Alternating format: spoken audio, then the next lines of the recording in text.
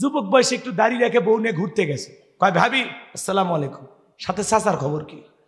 বউ বাড়িতে এসে রাগ করে, তোমার সাথে বাইরে যাওয়া যায় না, আমারে ডাকে ভাবি আর তোমার ডাকে চাচা। যে বউ নবীর সুন্নত দাড়িকে মোহাব্বত করে না, ওই বউ আপনাকে 100% ভালোবাসা দিতে পারে না। কথা বলে ঠিক না? আমরা এই দাড়ি কেন রাখছি? মদিনাওয়ালাকে মোহাব্বত করে রাখছি। টুপি খোলা যায়, জুব্বা খোলা যায়, দাড়ি এমন একটা সুন্নত 24টা ঘন্টায় মুখে লেগে থাকে। দাড়ি হলো পুরুষের সৌন্দর্য। আমরা তো এই দাড়ির ভিতরে মদিনাওয়ালার প্রেম খুঁজি। কথা কয় না? খবরদার দাড়ি নিয়ে কোনো ঠাট্টা বিদ্রুপ করবেন না, মনে থাকবে তো ইনশাল্লাহ। আমি একবার আমার বউ নিয়ে মার্কেটে গেছি, দোকানদার বলতেছে হুজুর আপনার মেয়ে কি নেবে নিতে বলে। আমি মেয়ে না রে, ওটা আমার ঘরের প্রধানমন্ত্রী, বেশি কথা বলিস না, বাড়িতে ভূমিকম্প হয়ে যাবে। কথা কন ঠিক? মানে দাড়ি দেখে মনে করছে হুজুরের 8-10টা মেয়ে হয়েছে, বিয়ে বাচ্চা দিয়ে দিয়েছে, এরকম একটা অবস্থা।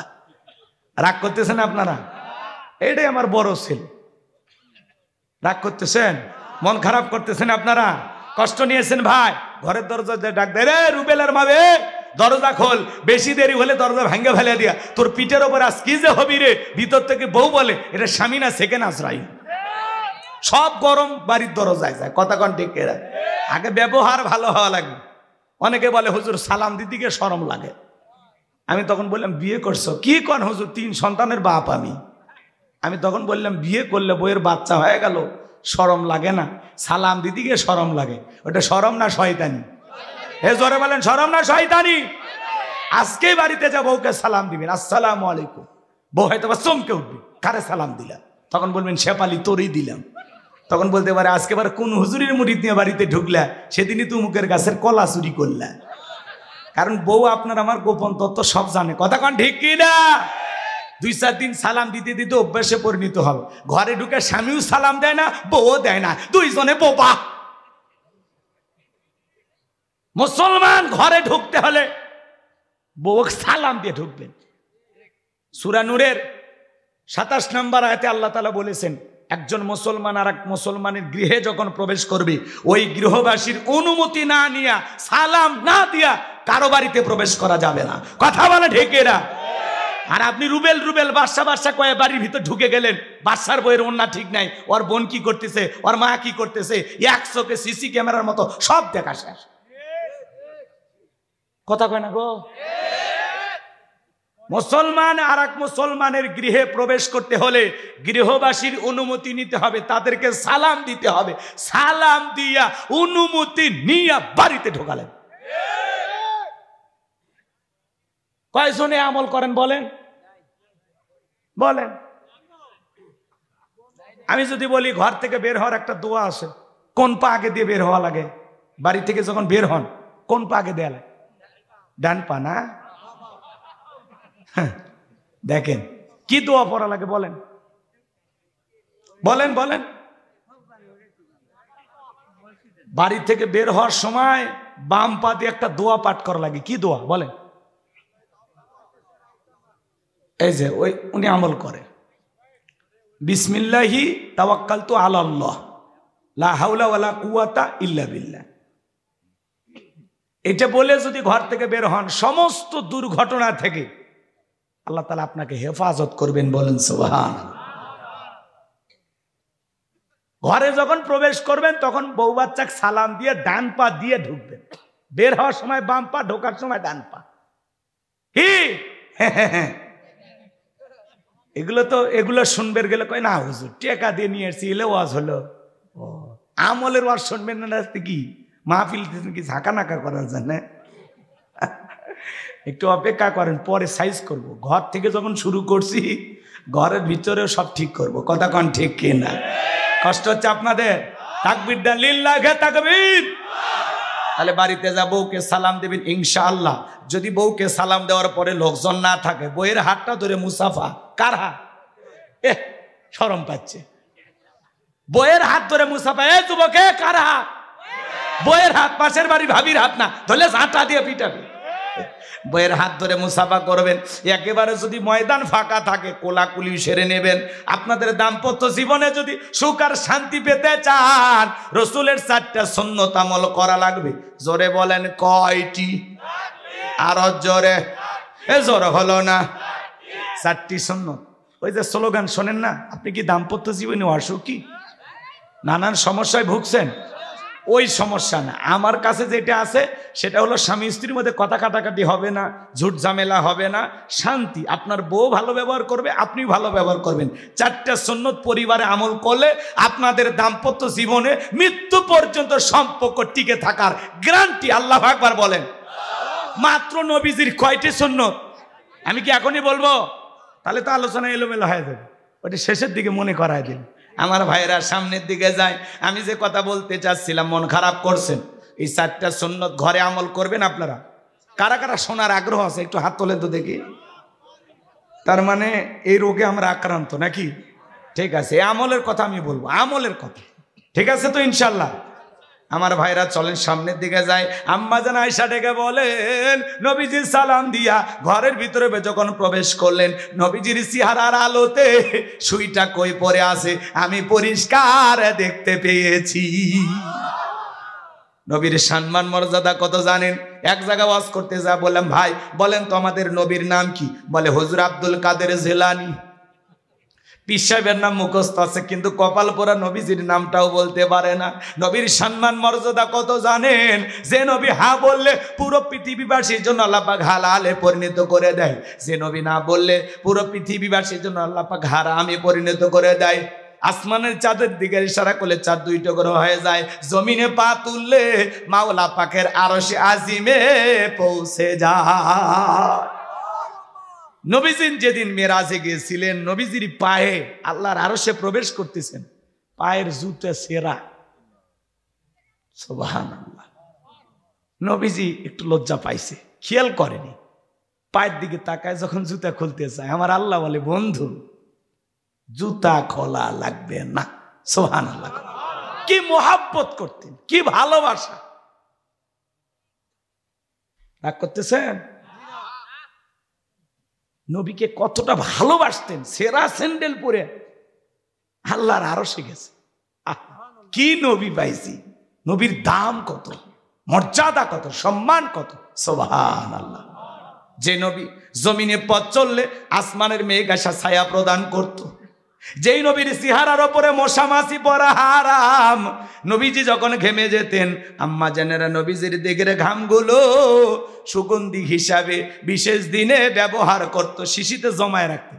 আবার বিশেষ দিনে নবীজির দেহের ঘামগুলো সুগন্ধি হিসাবে ব্যবহার করতেন। হযরতে আনাস বলেন, রসুলের দেহের ঘামের চাইতে দামি সুগন্ধি আমার নাকে আর কোনোদিন আমি পাইনি। সুবহানাল্লাহ। নবীজি যদি থুতু নিক্ষেপ করতেন, সেখান থেকেও সুগন্ধ বের হতো, সুঘ্রাণ বের হতো। সুবহানাল্লাহ, সুবহানাল্লাহ। কেমন নবী পাইছি। আমার ভাইয়েরা, যেই ছাগলের স্তনে দুধ নাই, নবীজির হাত লেগে গেলে দুধে পরিপূর্ণ হয়ে যায়। যেই খাবার 2-3 জন মানুষ খাবে, ওই খাবারে যখন নবীজির হাতটা লেগে যেত, শত শত মানুষ খাবার খেয়েও যেমন খাবার তেমনি থাকতো। যেই নবীর চেহারার দিকে তাকাইলে ক্ষুধা নিবারণ হয়ে যাইতো। আল্লাহু আকবার। সেই নবীর কাছে হযরত বেলাল কথা মনে আছে না নাই? হযরতে বেলাল ডেকে বলেন, নবী গো, আপনি কালেমার দাওয়াত দেন, ইসলামের প্রচার প্রসার করেন, দয়া করে আমারে কালেমা পড়ে মুসলমান বানায় দেন। বিশ্ব নবী হযরত বেলালকে পড়া দিলেন, লা ইলাহা ইল্লাল্লাহু মুহাম্মাদুর রাসূলুল্লাহ সাল্লাল্লাহু আলাইহি ওয়াসাল্লাম। হযরতে বেলাল কালেমা পড়ে মুসলমান হয়ে গেল। আমার নবী ডেকে বলে, বেলাল, ইসলামের অবস্থা এখন ভালো না, কালেমা পড়েছো, আপাতত প্রকাশ করা যাবে না। হযরতে বেলালকে নবীজি ডেকে বলেন, বেলাল, ইসলামের অবস্থা এখন ভালো না, কালেমা পড়ছো গোপন রাখবা। আজও তামাম পৃথিবীর দিকে তাকায় দেখেন, ইসলামের অবস্থা ভালো না খারাপ? একটু জোরে কন না বা। রাগ করতেছেন আপনারা? তামাম পৃথিবীর দিকে তাকায় দেখেন, তামাম পৃথিবীর জালেম বেঈমানরা ঐক্যবদ্ধ ইসলাম আর মুসলমানকে দুনিয়ার জমিন থেকে বিদায় করে দেওয়ার জন্য। কথা বলে ঠিক না? আমার ভাইয়েরা, যুগে যুগে নমরুদ ফিরাউন চেষ্টা করেছিল, এখন যারা চেষ্টা করতেছে ওরাও পারবে না, কারণ মুসলমানের সাথে আছেন তিনি কে? তিনি কে? এজন্য তামাম পৃথিবীর জালেমেরা ঐক্যবদ্ধ হয়েছে ইসলাম আর মুসলমানকে মুছে ফেলে দেওয়ার জন্য, কিন্তু ওরা মুছতে পারবে না, কারণ মুসলমানের সাথে আছেন আল্লাহ। মনে রাখবেন, যারা মুসলমানের রক্ত দিয়ে হাত রাঙাইছে। নমরুদ ফিরাউনের জায়গা যেমন হয় নাই, আজকে যারা মুসলমানের রক্ত নিয়ে খেলা করতেছে ওই জালেমদের পরিণতি নমরুদ ফিরাউনের চাইতে ভয়ঙ্কর হবে। আজকে যারা ফিলিস্তিনি জমিনে মুসলমানের রক্ত নিয়ে খেলা করতেছে ওই নেতানিয়াহুর পরিণতি ফিরাউনের চাইতে ভয়ঙ্কর হবে। কাশ্মীরে যারা মুসলমান হত্যা করে, চীনের উইঘুরে যারা মুসলমান হত্যা করে, ভারতে আজও গরুর গোশত খাওয়ার অপরাধে মুসলমানকে হত্যা করা হয়। কথা বলে ঠিক কিনা? কিন্তু মনে রাখবেন, যারা মুসলমানের রক্ত দিয়ে হাত রাঙাইছে ওদের জীবনের পরিণতি ভালো হবে না। আপনারা দেখলেন না নিজের দেশের দিকে? কথা কন নাকি আপনারা? যাদের হাতে মুসলমানের রক্ত লেগেছিল, আলেমদের রক্ত লেগে গেছিল, সোনার মানুষদেরকে ফাঁসির দড়িতে ঝুলিয়ে মেরে হত্যা করেছিল, যারা মাদ্রাসার এতিম বাচ্চাদেরকে হত্যা করেছিল, চিরস্থায়ীভাবে ক্ষমতায় টিকে থাকার চিন্তা ভাবনা করেছিল, আল্লাহ রাব্বুল আলামিন এমন ভাবে ধরলেন পালাইতে বাধ্য হয়েছে। কথা বলে ঠিক কিনা? আমরা চাইছিলাম ম্যাডাম পদত্যাগ করেন, আমরা চাইছিলাম খালি পদত্যাগ, ম্যাডাম পদত্যাগ করেন। আল্লাহ বলে কিসের পদত্যাগ? আমি আল্লাহ অবস্থায় এমন করব, দেশ ত্যাগ করতে বাধ্য করব। কথা বলে ঠিক কিনা? ইন্না বাতাসা রাব্বিকা লাশাদীদ, আল্লাহর পাকড়াও বড় কঠিন। আল্লাহ ধরে না, যেদিন ধরবে মামু বাড়ি দিল্লি গিয়ে পড়বে। এই পড়ে নাই? ঈশ্বর চাচাকে বলা হয় সৈরা সারা। ঈশ্বর চাচা ক্ষমতার থেকে পদত্যাগ করে জেলে গেছে, দেশ ছাড়েনি। বাপের বেটা দেশ নেত্রী বেগম খালেদা জিয়া জেল খাটছে, অসুস্থ হয়ে দেশে পড়ে আছে, এখনো দেশ ছাড়েনি, বাপের বেটি। আর আপনারা বড় বড় কথা বলতেন পালাবো না, হারাবো না, তো গেলেনই তো। কথা বলেন, কথা বলেন। আগামীতে সিদ্ধান্ত নেওয়া লাগবে, আর যাই হোক কোন নারীকে আমরা এই দেশের প্রধানমন্ত্রী বানাবো না। আগামীতে এই দেশের প্রধানমন্ত্রী হবে পুরুষ। কারা কারা চান হাত তুলে দেখা। লিল্লাহে তাকবীর। নারীদের দেখার দিন শেষ। আগামীতে পুরুষের বাংলাদেশ। নারীদের জেদ বেশি, রাগ বেশি, অভিমান বেশি। দেখেন না স্বামীর সাথে ঝগড়া লাগে হাড়ি বাতিল ভেঙে ফেলে দেয়, স্বামী তুলে আছাড় মারে। দেখেন না, ওদের জেদ বেশি। ওরা শান্তির জায়গা পাইলে জীবন যাবে, তাও জায়গা ছাড়বে না। কথা কয় না? উনি পাশের দেশে পালিয়ে গেছে, আবার বলে আমি আসবো, চট করে ঢুকবো। মাঝে মাঝে কল রেকর্ড ফাঁস হয়। আমাদের সারা ভালো নাই তো, আমরা জানি তো। আমরা যে আরামে রাখছিলাম, কথা কয় না গো। আরে গণভবনের লেগে বসে কি সুন্দর মাছ ধরতো, এই ছবিগুলো আর চোখে পড়ে না। কেউ আর ফজরের নামাজের পরে কোরআন খোঁজে না। আছে আছে, উনি আছে, আবার আসতেছে। আমরা বলি আপনি আসেন তো, আপনি তাড়াতাড়ি আসেন। এই দেশ আপনার বাবা, এই দেশ আপনার স্বামী, আপনি আসেন। এই দেশে অশান্তি করে ভারতে গেছেন, ভারতে এখন অশান্তি লাগে আছে। হ্যাঁ, পৃথিবীর কোনো দেশ জায়গা দিচ্ছে না, জায়গা হবেও না। কথা কন, আপনি আসেন। কি কি বলেন? খেলা হবে না? না, এই বয়স আর কি খেলবে? রাগ করতেছেন আপনারা? বুবু আসতেছে, আমরা আসতে বলি, আপনি বুবু আসেন। এদেশের 18 কোটি মানুষের 36 কোটি চোখ তাকায় আছে। বুবু আইবা, তুমি আইবা গো, সেই দিন আইসা বুবু ক্ষমতা পাইবা না। এ যুবক বলবো, ভয় নাই তো? কি বগুড়ার মানুষ ভয় আছে? চলবে। বুবু আইবা, তুমি আইবা গো, সেই দিন আইসা বুবু ক্ষমতা পাইবা না। খোঁজ নাই বুবু কাদের কাকার, অবস্থা খারাপ দরবেশ বাবার, হাউ নাঙ্কেল এখন সামনেও আসে না। খোঁজ নাই বুবু কাদের কাকার, অবস্থা খারাপ দরবেশ বাবার, হাউ নাঙ্কেল এখন সামনেও আসে না। নেতা কর্মী সব জেলের ভিতর, আমি আসি ডরের ওপর, কখন জানি আসে গ্রেপ্তারি পরোয়ানা।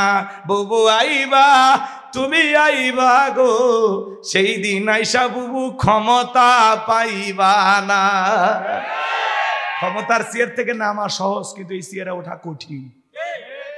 কথা কয় না? কথা রাগ করেছেন মনে হয় আপনারা? সামনের দিকে যাই ভাই।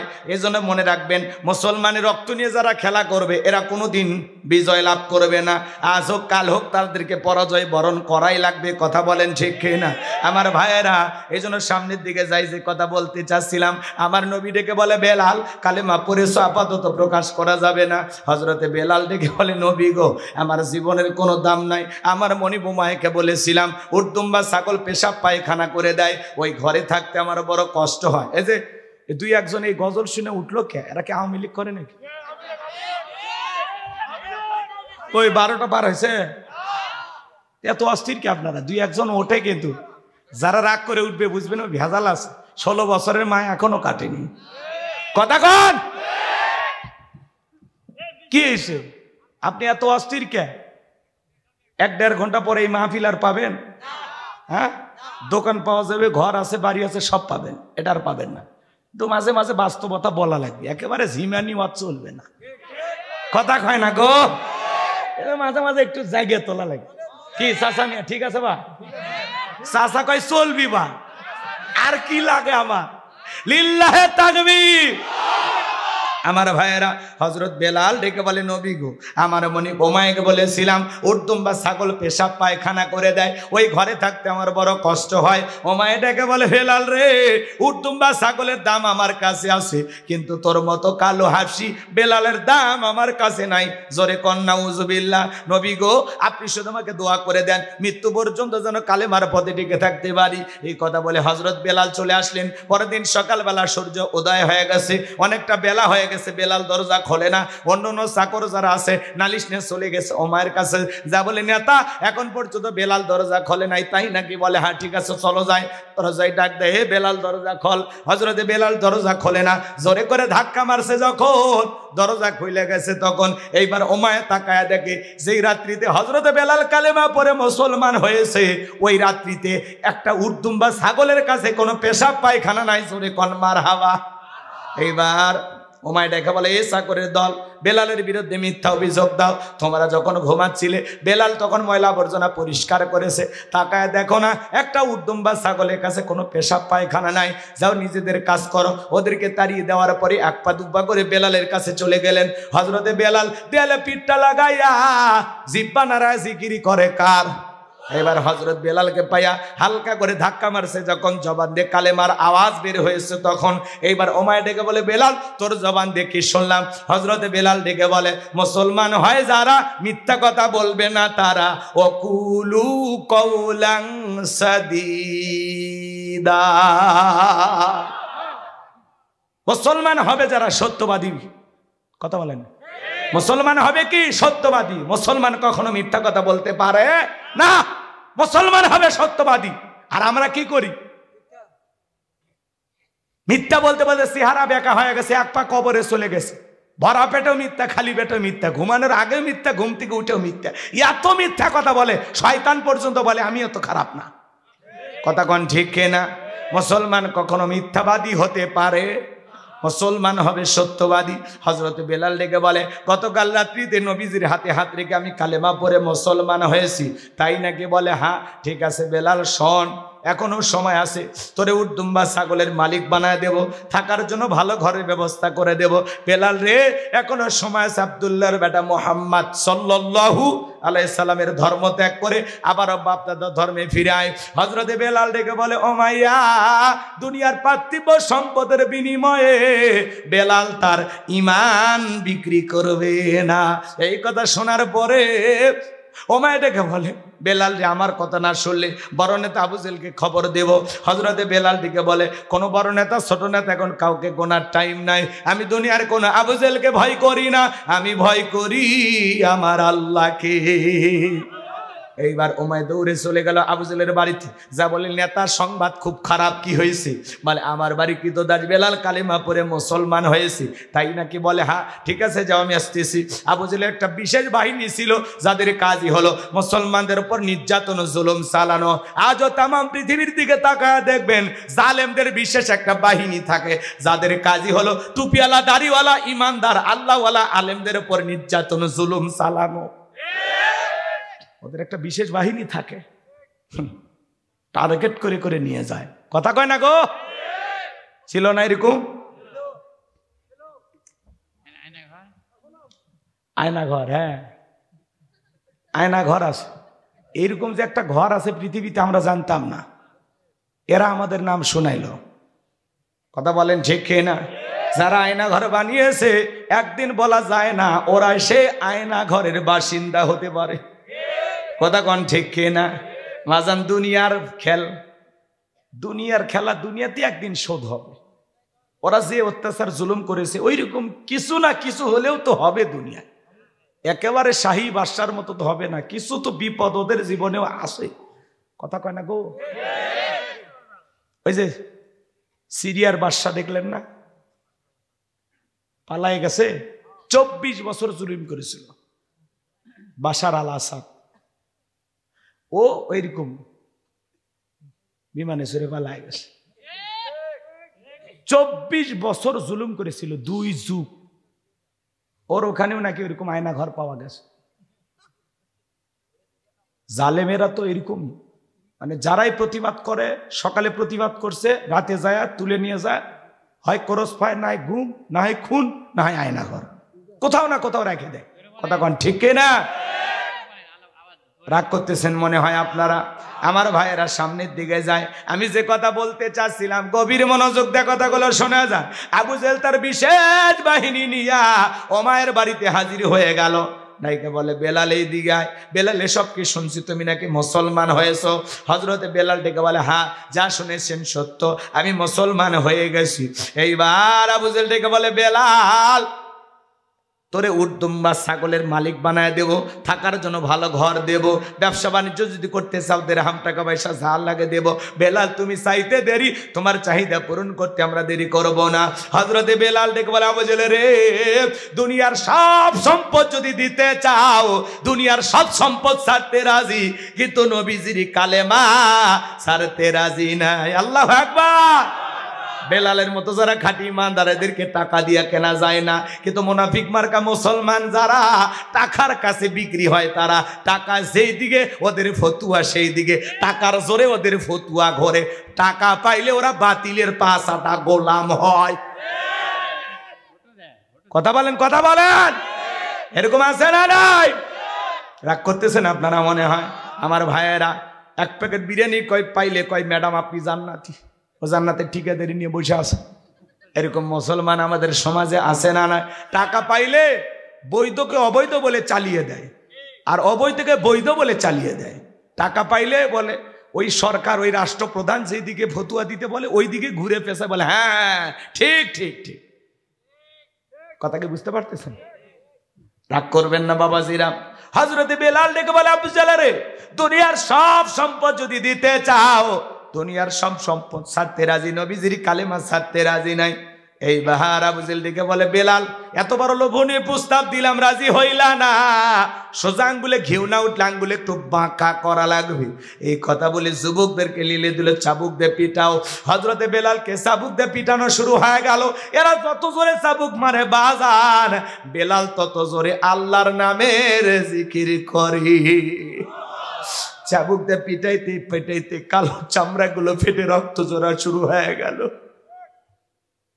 আবু জেহেল ডেকে বলে বেলাল, চাবুক দিয়ে মারতে মারতে কালো চামড়া গুলো ফেটে রক্ত ঝরে রে বেলাল, তারপরেও কি নবীজির কালেমা ছাড়বি না? হযরতে বেলাল ডেকে বলে আবু জেহেল রে, মারতে মারতে যদি মেরেও ফেলে দাও জীবনটা দিতে রাজি, নবীজির কালেমা ছাড়তে রাজি না।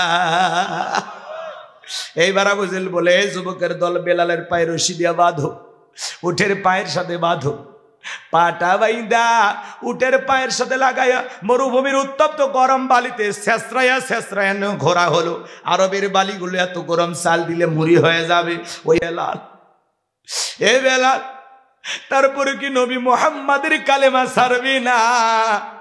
হযরতে বেলাল ডেকে বলে আবু জেহেল রে, বেলালের নিঃশ্বাস থাকবে যতদিন, বেলাল ইসলামের পথে টিকে থাকবে ততদিন। এবার আবু জেহেল বলে যুবকের দল যাও, বড় একটা পাথর নিয়ে এসে বেলালের বুকের উপরে চাপায়া দাও। কয়েকজন যুবক মিলে বিশাল ওজনের একটা পাথর নিয়ে আসা হযরতে বেলালের বুকের উপরে চাপায়া দিল। আবু জেহেল মনে করলো পাথরের চাপার আঘাতে বেলাল মারা যাবে, এই কথা ভেবে কাফেররা চলে গেল। হযরতে বেলালের বুকের উপরে পাথর, চোখের কোনা দিয়া পানি পড়তেছে বাজার। ওই কষ্টের জিহুব্বা, রক্তাক্ত জিহুব্বা, এরপরে ওই জিহুব্বা দিয়া জিকিরি করে কার? আর একটু জোরে বলেন কার? আপনাকে আমাকে জিকির করা যায় না, কেউ মারে না, পেটে না, তারপরে আমরা কপাল পোড়া আল্লাহর জিকিরি করি না। হাদিস শরীফের ভিতরে আসছে যার জিহুব্বাটা আল্লাহর জিকিরে তরুতাজা থাকে, আল্লাহর জিকিরে ভিজা থাকে, ওই জিহুব্বা বলে মানুষ কোনোদিন জাহান্নামের আগুনে জ্বলবে না। নবীজির কাছে একবার জিবরাইল আসলেন, ডেকে বলেন নবী গো আপনি কি জানেন 2 ফোঁটা চোখের পানির কত দাম? আল্লাহর কোন বান্দা যদি আল্লাহর ভয়ে 2 ফোঁটা চোখের পানি ফেলতে পারে, ওই 2 ফোঁটা চোখের পানি তার জাহান্নামের আগুনকে নেভায়া দিতে পারে। এই জন্য আল্লাহ তাআলাকে স্মরণ করা লাগবে বাজান। ফাযকুরুনি আযকুরুকুম ওয়াশকুরুলি ওয়ালা তাকফুরুন। তোমরা আমারে স্মরণ করো, আমি আল্লাহ তোমাদেরকে স্মরণ করব। কৃতজ্ঞতা প্রকাশ করো, অকৃতজ্ঞ হয়ো না। এই জন্য বাজান ব্যবসা করতেছেন, ব্যবসা করতে করতে আল্লাহর জিকির করা যায়। জমিতে কাজ করতেছেন, মাঠে কাজ করতে করতে আল্লাহর জিকির করা যায়। রিক্সা ভ্যান চালাতে চালাতে জিকির করা যায়। পথ চলতে চলতে জিকির করা যায়। সুবহানাল্লাহ, আলহামদুলিল্লাহ, আল্লাহু আকবার, লা ইলাহা ইল্লাল্লাহ, লা ইলাহা ইল্লাল্লাহ। তাহলে সব সময় জবানে জিকির চালু রাখতে হবে কার? কথা কয় না গো? অন্তরে মরিচা দূর হয়ে যায়। আল্লাহকে স্মরণ করবে। আল্লাহকে ডাকার মধ্যে একটা আলাদা মজা আছে। কষ্ট হচ্ছে আপনাদের মনে হয়? আমার ভাইয়েরা দিলটা উজাড় করে কথাগুলো শুনে যান। আমি গুনাহগার সে কথা বলতে যাই, গভীর মনোযোগ দিয়ে কথাগুলো শ্রবণ করবেন। হযরতে বেলাল চোখের পানি ছেড়ে দিয়ে কাঁদে আর ডেকে বলেন আল্লাহ তুমি তো সে আল্লাহ, তুমি ইব্রাহিমের জন্য যদি নমরুদের আগুনকে ফুলের বাগান বানায় দিতে পারো, ও আল্লাহ তুমি কি পারো না বেলালের বুকের পাথরটাকে তুলার মতো নরম বানায় দিতে? পাথর থাকার কারণে তোমার মতো মালিকের জিকির করতে বড় কষ্ট হয়। ও আল্লাহ তুমি কি পারো না বেলালের বুকের পাথরটাকে তুলার মতো নরম বানায় দিতে? হযরতে বেলাল দোয়া করতে দেরি, আসমানের মালিক আল্লাহ দোয়া কবুল করতে দেরি করে নাই। বেলালের বুকের পাথরটাকে আমার আল্লাহ তুলার মতো নরম বানিয়ে দিয়েছেন। বলুন আল্লাহু আকবার। এইবার বেলাল নিঃশ্বাসের সাথে পাথর ওঠে আর নামে। আশিক রাসূল বেলাল, নবীর পাগল বেলাল, নবীকে কত ভালোবাসতেন জানেন? বিশ্ব নবী যখন মক্কা নগরীতে পথ চলতো, ইসলামের প্রথম মুয়াজ্জিন হযরতে বেলাল একবার ডানে যায় আর একবার বামে যায়। আমার নবী ডেকে বলে বেলাল বুঝি না একবার ডানে আর একবার বামে, কারণটা কি? হযরতে বেলাল ডেকে বলে নবী গো আপনি কালেমার দাওয়াত দেন, ইসলামের প্রচার প্রসার করেন, কোরআনের দাওয়াত দেন, ওই কাফেররা হলো আপনার শত্রু। আপনাকে টার্গেট করে যদি ডান থেকে তীর নিক্ষেপ করে, ওই তীরটা যেন সর্বপ্রথম আমি বেলালের বুকের ভেতরে ঢোকে।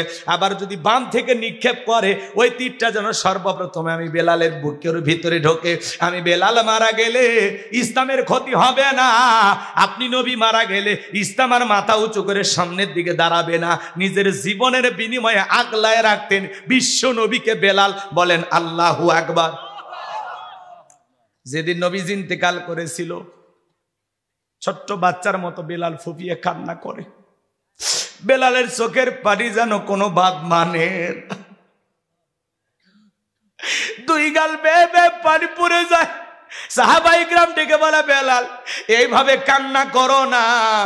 বেলাল বলে না, নবী আমার চলে গেছে এটা আমি মানতে পারি না। আমি বেলাল আর জীবনে কোনোদিন আজান দেব না। আমি আজান দেওয়ার পরে নবীজি ইমামতির মুসল্লায় দাঁড়াবে না, আমি বেলাল আর কোনোদিন আজান দেব না। ছোট্ট বাচ্চার মতো বেলাল ফুপিয়ে ফুপিয়ে কান্না করে। সাহাবীরা সান্ত্বনা দেয়, বেলাল কারো কথা শোনে না, হাউ মাউ করে কাঁদে আর বলে মদিনাতে থাকলে আমি পাগল হয়ে যাব। মদিনার অলিতে গলিতে রসুলের সাথে আমার হাজারো স্মৃতি। নবীজি সোমবারের দিন ইন্তিকাল করলেন, বুধবারের দিনে তাম পৃথিবীর উম্মতকে কাঁদিয়ে আজও মদিনার সবুজ গম্বুজের নিচে আপনার আমার নবী শায়িত। আমার ভাইয়েরা হযরতে বেলাল মনে দুঃখ কষ্ট নিয়ে চলে গেলে 6 মাস অতিবাহিত হয়ে যায়, বেলাল মদিনায় আসে না। নবীজি স্বপ্নে বেলালকে ডেকে বলে, বেলাল, কত মানুষ দূর দূরান্ত থেকে আইসা আমি নবীর কবরের পাশে দাঁড়ায় সালাম দেয়। বেলাল আয় আয়, একবার মদিনায় আয়, আইসা আমি নবীকে একবার সালাম দিয়া যা। নবীজিকে স্বপ্নে দেখার পরে বেলাল আর দেরি করলেন না, পরের দিন মদিনায় চলে আসলেন। মদিনাতে আসার পরে বেলালকে দেখে সাহাবায়ে কিরাম ডেকে বলে, ও বেলাল, দাও না একবার আজান দাও। কতদিন হয়ে গেল তোমার কণ্ঠে আমরা আজান শুনতে পাই না। ছোট ছোট বাচ্চারা পর্যন্ত বলে, মা বেলাল আসছে, একটু বেলালকে দেখে আসি। চতুর্দিক দিয়ে হাজার হাজার মানুষ ভিড় জমাইছে বেলালকে একটা নজর দেখার জন্য। নবীর নাতি হাসান আর হোসাইন দুইটা ভাই যখন বেলালের দুইটা হাত ধরেছে, হযরতে হোসাইন যখন হাতটা ধরে ডেকে বলে, ও নানু ভাই, নানাও চলে গেছে, তুমিও ছেড়ে আমাদেরকে চলে গেছো। ও নানু ভাই, দাও না একবার আজান দাও, কতদিন হয়ে গেল তোমার কণ্ঠে আমরা আজান শুনতে পাই না। হযরতে বেলাল সকলের অনুরোধ ফেরাইয়া দিয়েছে, কিন্তু নবীর নাতি হোসাইন যখন হাতটা ধরে নানু ভাই বলে ডাক দেয়, আর ডেকে বলো, ও নানু ভাই, দাও না একবার আজান দাও, তোমার কণ্ঠে একটু আজান শুনতে চায়। হযরতে বেলাল তাকায়া দেখে, মনে হয় হোসাইনের চেহারার ওপরে বিশ্ব নবীর চেহারা মোবারক ভেসে উঠেছে। মনে হয় মদিনার নবী ডাইকা বলে, বেলাল, দে না একবার আজান দে, আমি নবীও তোর আজানটা শুনতে চাই। 6 মাস পরে হোসাইনের অনুরোধে বেলাল আবার আয়েশা মদিনায় আজান দিলেন। বলুন আল্লাহু আকবার। আরো ঘটনা আছে, সামনের দিকে আমি যাব না বাজান। আমি যে কথা বলতে চাচ্ছিলাম, বেলালের নিঃশ্বাসের সাথে পাথর ওঠে আর নামে। সুবহানাল্লাহ বলেন। বেলাল নির্যাতন জুলুমের কথা বিশ্বনবীর কান পর্যন্ত যখন পৌঁছে গেল, আমার নবী ডেকে বলা, ওকর, বেলালের কষ্টের কথা আমার আর সহ্য হয় না, যাও যাও, তুমি আমার বেলালের জন্য একটা কিছু করো। হযরত আবু বকর সিদ্দিক রাদিয়াল্লাহু তাআলা আনহু কয়েক গুণ দাম বেশি দিয়া গোলামীর জীবন থেকে হযরত বেলালকে আজাদ করলেন, মুক্ত করলেন। বলুন আল্লাহু আকবার। ইসলামের 1 নম্বর খলিফা আবু বকর। কেমন দামি মানুষ! 13টা দোকান ছিল সেই সময়, 13টা দোকান ইসলামের জন্য সব বিক্রি করে দিয়েছে, সব। সুবহানাল্লাহ। কি ত্যাগী ছিলেন তারা, কতটা কুরবানি করেছিলেন তারা। আর আমরা 13টা দোকান 26টা বানাবো, কি কন? মসজিদ মাদ্রাসা দিনের জন্য টাকা চাইলে 2 ফোঁটা চোখের পানি দিতে রাজি, ফাও 2টা গল্প শুনাইতে রাজি, টাকা দিতে রাজি না। আপনারা ভালো মানুষ, এরকম অনেকেই আছে, তাদের কথা বলা হচ্ছে। 13টা দোকান সেই সময় ছিল, সব বিক্রি করে দিয়েছে। কার জন্য? ইসলামের জন্য। এই জন্য তো তারা সোনার মানুষ, এই জন্য তো দুনিয়ার থাকতেই জান্নাতের সার্টিফিকেট পাইছে। সুবহানাল্লাহ। এমনি এমনি পাওয়া যাবে জান্নাত? মামুর বাড়ির ডাল গেলে এক ডাবু খাইতে দেবে না, কাজ করা লাগবে। চলেন, জান্নাতে যাওয়ার রাস্তা আমি দেখে দেবো ইনশাল্লাহ। কষ্ট হয়? বিরক্ত হচ্ছেন আমার কথা? সম্মানিত ভাইয়েরা আমার, এই যখন ইসলামের অবস্থা, একদিকে সন্তান হারানোর ব্যথা, আপন মানুষদের সমালোচনা। আবু লাহাব কিন্তু আবু জেহেলের চেয়েও খারাপ, কথা কয় না গো? কারণ আবু লাহাবের নামে আল্লাহ সূরা দিয়েছে, আবু জেহেলের নামে কোনো সূরা দেয়নি। খালি আবু লাহাব খারাপ না, আবু লাহাবের সাথে যাওয়ার বউ থাকতো, আর বউও খারাপ। ওটা সূরা লাহাবের তাফসীর করলে আপনারা বুঝতে পারতেন। তো ওই দিকে তো আমাদের আলোচনার বিষয় না। তাহলে একদিকে সমালোচনা, সন্তানেরা জন্ম নেয় মারা যায়, আবার সাহাবা ইকরামদের উপর নির্যাতন জুলুম। যারা ইসলাম ধর্ম গ্রহণ করে, ওই আবু জেহেল, উতবা, সাইবা, এরা মিলে সবাই মিলে কি করে? তাদের উপরে নির্যাতন জুলুম করে। সময়ের কথা শোনেন নাই? লজ্জাস্থানে বল্লম দিয়ে আঘাত করে, জনসম্মুখে উলঙ্গ করে, লজ্জাস্থানে বল্লম দিয়ে আঘাত করে দুনিয়ার জমিন থেকে বিদায় করে দিয়েছেন। সুমাইয়া জান্নাত দেখতে দেখতে মৃত্যুবরণ করেছেন। সুবহানাল্লাহ। এগুলো তো আমাদের সোনালী ইতিহাস। এখান থেকে আমরা শক্তি পাই, এখান থেকে আমরা সাহস পাই। এগুলো আমাদেরকে প্রেরণা যোগায়, উৎসাহ দেয় সামনে এগিয়ে যাওয়ার। কথা বলে ঠিক না আমার ভাইয়েরা? নবীজির যখন মন খারাপ, নবীকে সান্ত্বনা দেওয়ার দায়িত্ব কার? আমার আল্লাহ ডেকে বলে, জিবরাইল, আমার বন্ধুর মা নাই, বাবা নাই, গর্ভে থাকা অবস্থায় আমার বন্ধু বাবারে হারাইছে, 6 বছর বয়সে মারে হারাইছে, আমি ছাড়া আমার বন্ধুর কেউ নাই রে জিবরাইল। এ জিবরাইল, আমার বন্ধুর মনটা হয়েছে ভারী, আমি আল্লাহ সইতে নাকি পারি, লাহু মাহফুজ থেকে সূরা কাউসার নিয়ে যায়া আমার বন্ধুর উপরে নাজিল কর তাড়াতাড়ি। আল্লাহু আকবার।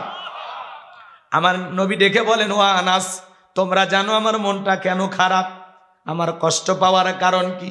কি তোমার মুস্কি হাসি দেওয়ার কারণ হলো এই মাত্র আসমান থেকে জিবরাইল এসে আমার উপরে সূরা কাউসার নাজিল করলো। বলুন সুবহানাল্লাহ। নবীজি যখন হাসতে হাসতে সাহাবায়ে কিরামদের সামনে তেলাওয়াত করে শুনিয়ে দিলেন, জবান ছেড়ে সবাই আমার সাথে পড়ুন, ইন্না আ'তাইনাকাল কাউসার ফাসাল্লি লিরাব্বিকা ওয়ানহার ইন্না শানিয়াকা হুয়াল আবতার। আল্লাহু আকবার। কোরআন শুনতে খারাপ লাগে? হ্যাঁ, ছোটবেলায় বাবার হাত ধরে মসজিদে গেছিলেন, ইমাম সাহেবের কণ্ঠে সূরা ফাতিহা শুনেছিলেন। আজকে আপনার 50-60 বছর বয়স হয়ে গেছে, 5 ওয়াক্ত সালাত যারা আদায় করে কমপক্ষে 40 বার সূরা ফাতিহা দৈনিক পাঠ করতে হয়। কোনো মানুষ কি বিরক্ত হয়ে বলেছে সূরা ফাতিহা পড়তে ভালো লাগে না? কোন ইমাম কি বলছে, ভাই 25 বছর ইমামতি করেছি, সূরা ফাতিহা দিয়ে শুরু করেছি, আজ থেকে মাগরিবে সূরা ইখলাস দিয়ে পড়বো।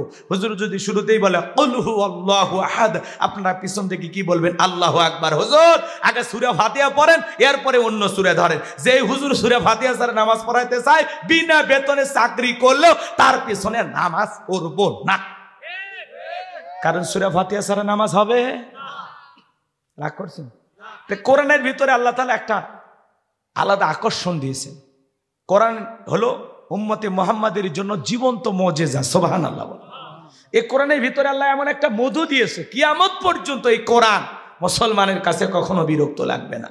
কোরআন জোরে পড়লে মজা লাগে, টেনে পড়লে মজা লাগে, মাঝামাঝি সুরে পড়লে মজা লাগে। যার কণ্ঠ যেমন, কোরআন শুনতে তার কণ্ঠ দিয়া তত বেশি মধুর লাগে। মিশরের আব্দুল বাসিত খান, আহারে কারি আব্দুল বাসিত ছিল না? কি কণ্ঠ, কি তিলাওয়াত!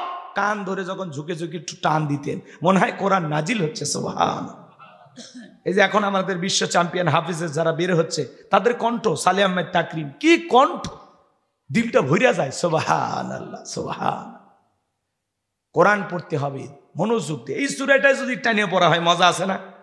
এক একটা, এদিক খেয়াল করেন, এক একটা আমাদের বাংলাদেশে যে বিভিন্ন বক্তা আলেমদের ওয়াজ শোনেন, দেখবেন কিছু কিছু বক্তার তিলাওয়াত এত সুন্দর, দিলটা ভরিয়া যায়। কথা কোন ঠিক কিনা? তো কণ্ঠ যার যেমন, তিলাওয়াতটা শুনতে তত বেশি মধু লাগে। যাকে যেরকম সুর আল্লাহ তাআলা দিয়েছেন, কথা বলে ঠিক কিনা? একটু টেনে টেনে যদি পড়া হয় মজা আছে না? নাই? ইন্না আ'তাইনাকাল কাউসার ফাসাল্লি লিরাব্বিকা ওয়ানহার ইন্না শানিয়াকা হুয়াল আবতার। মজা আছে না? মাঝামাঝি সুরে বললে মজা লাগে, জোরে বললে মজা লাগে, যার কণ্ঠ যেমন ভালো। আমরা যারা এদিক খেয়াল করেন, তেলাওয়াত অনেকের সহি নাই, এটা খুবই গুরুত্বপূর্ণ একটা বিষয়। আল্লাহ বলেন আউজিদ আলাইহি ওয়ারাতিলিল কুরআনা তারতিলা, কোরআনকে তারতিলের সহিত স্পষ্ট করে ধীরে ধীরে সহিহ শুদ্ধভাবে তেলাওয়াত কর। কথা বলেন না কেন? সুন্দরভাবে তেলাওয়াত করতে হয়। অনেকে তেলাওয়াত করে নামাজের ভিতরে আলহামদুলিল্লাহ রাব্বিল আলামিন আর রহমানির রহিম।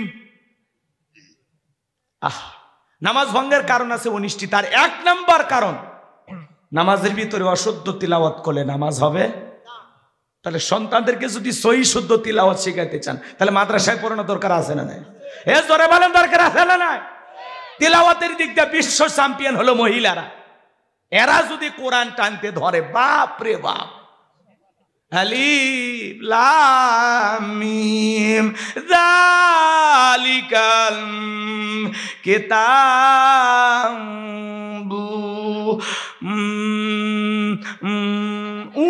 আছে, এটা যে কয় আলিফ টান কিচ্ছু বুঝি না।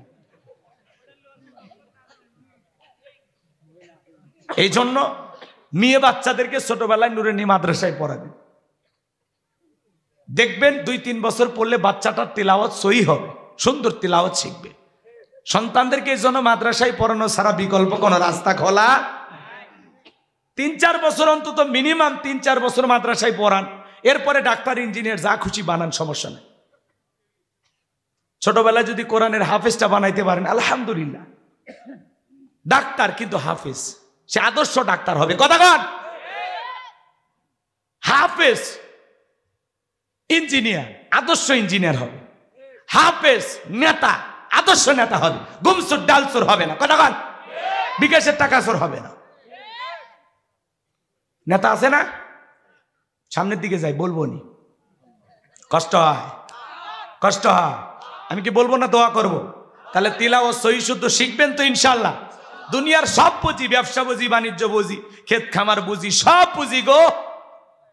বউটারে কেমনে চালান লাগে, সন্তানটারে কিভাবে টেকনিক করে চলা লাগে, কিভাবে সিটারি বাটপারি 2 নম্বরই ফাঁকিবাজি ধার দেনা কেমনে কিভাবে কি করা লাগে, দুনিয়ার সব বুঝি, খালি বুঝি না আল কোরআন। ওটা কি আসলে বুঝি না, না ওটা শয়তানি?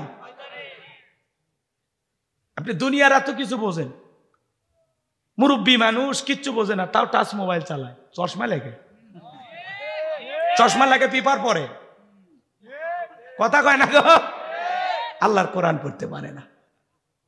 আর এমনও মানুষ আছে 80-90 বছর বয়স হয়ে গেছে, চশমা ছাড়া আল্লাহর কোরআন পড়তেছে, সুবহানাল্লাহ। এরকমও শোনার মানুষ আছে পৃথিবীতে, কথা কন ঠিক কিনা? তাহলে কোরআন সহি শুদ্ধভাবে পড়বেন তো ইনশাআল্লাহ। আর এদিক সেদিক যাব না। যুবক, কাল কিয়ামত পর্যন্ত কোরআনের আকর্ষণ কমবে না। আর একটা গান 2 দিন 4 দিন শুনলে মানুষকে ওই ক্যাসেট বন্ধ করতো, বন্ধ কর। কয় বন্ধু 3 দিন তোর বাড়ির যা দেখা পেলাম না। মানুষ কয় 3 দিন যা দেখা হয় না, ওর বাড়িতে গেলে গাড়ি ভাড়া দিতে দিতে জীবন শেষ। ওই গান মার্কেট থেকে আউট, কথা কন ঠিক কিনা?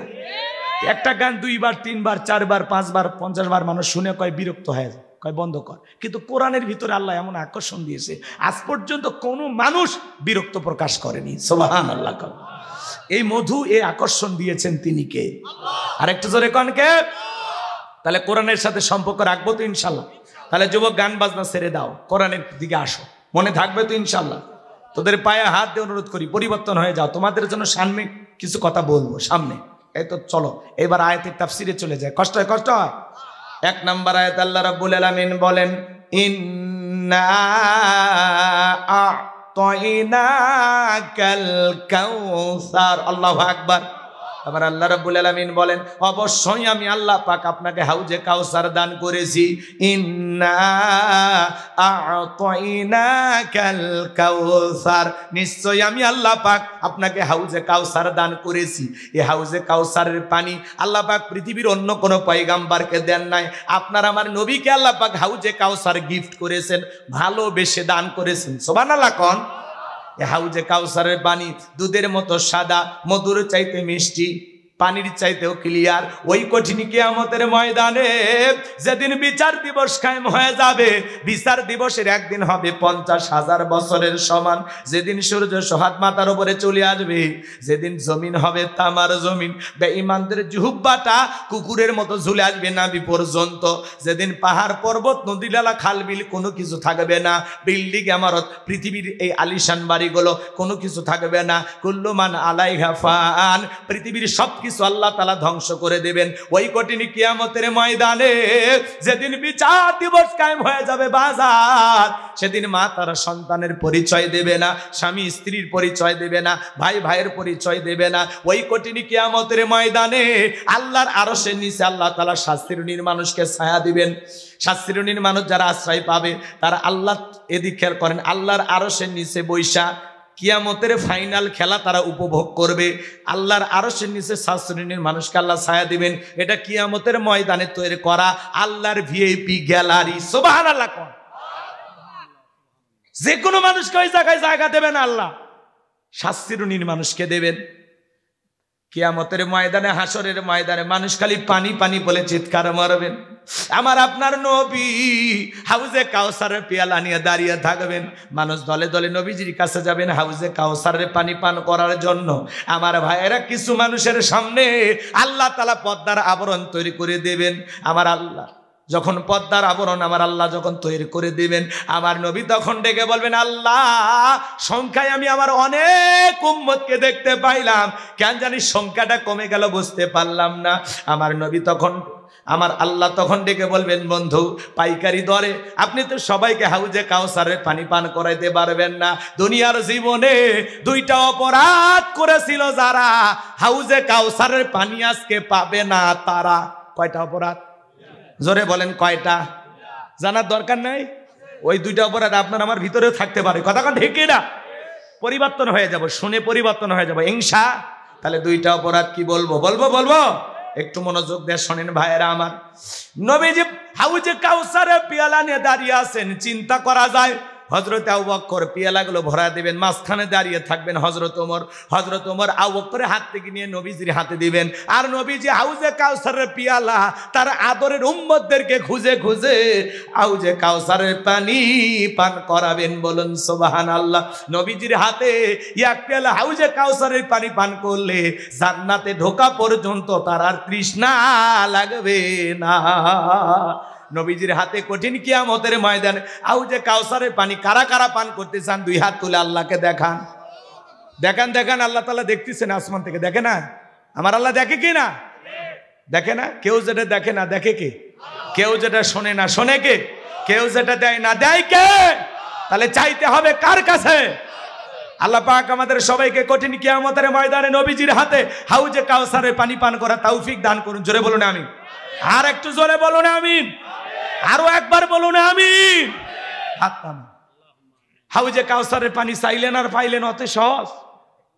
আমি আপনাদের এলাকায় আসলাম, একটা ছেলের হাতে কিছু চকলেট দিলাম, দিয়ে বললাম, ভাতিজা একটা বদনা পানি আনো, আমি একটু মুসাফির উজু বানাবো। ওই ছেলেটা চকলেট পাইয়া বদনা নিয়ে মারছে দৌড়, মাঝখানে আসার খেয়ে পুড়ে গেছে। মানুষ বেশি খুশি হলে তাল ঠিক থাকে না, কথা কয় না গো? তা করেন?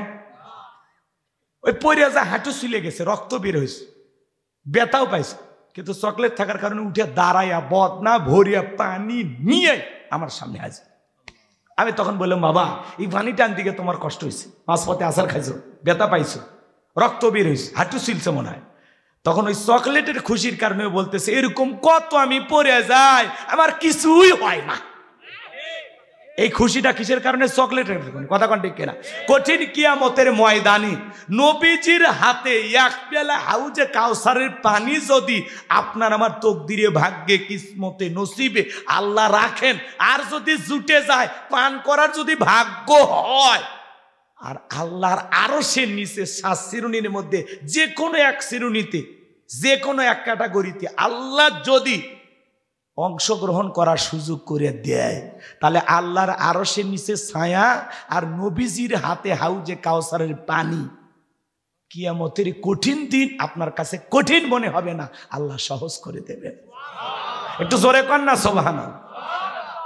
আর নবীজির হাতে হাউজে কাউসারের পানি পান করলে জান্নাতে ঢোকা পর্যন্ত আর তৃষ্ণাই লাগবে না। সুবহানাল্লাহ। তাহলে সে হাউজে কাউসারের পানি চাইলেন আর পাইলেন, কষ্ট করা লাগবে না? ঠান্ডা পানিতে উজু বানায় নামাজ পড়া লাগবে, কথা কোন ঠিক কিনা? কি সেই কাজগুলো আমি কি বলবো? হঠাৎ করে কেউ একটু নামাজ ধরছে, পুরাতন মুসল্লি যারা নিয়মিত নামাজ পড়ে, এই নতুন মুসল্লি দিকে ওরা টিটকেরি মার, ঠাট্টা বিদ্রুপ করে। সূর্য আজ কোন দিকে উঠছে বারে? উত্তর পাড়ার বাদশা নুরু, এরা দেখি মসজিদে, কথা কেন? দেখি তো তোর নামাজ, হ্যাঁ 2 দিন পরে আবার হারিয়ে যাবি না তো?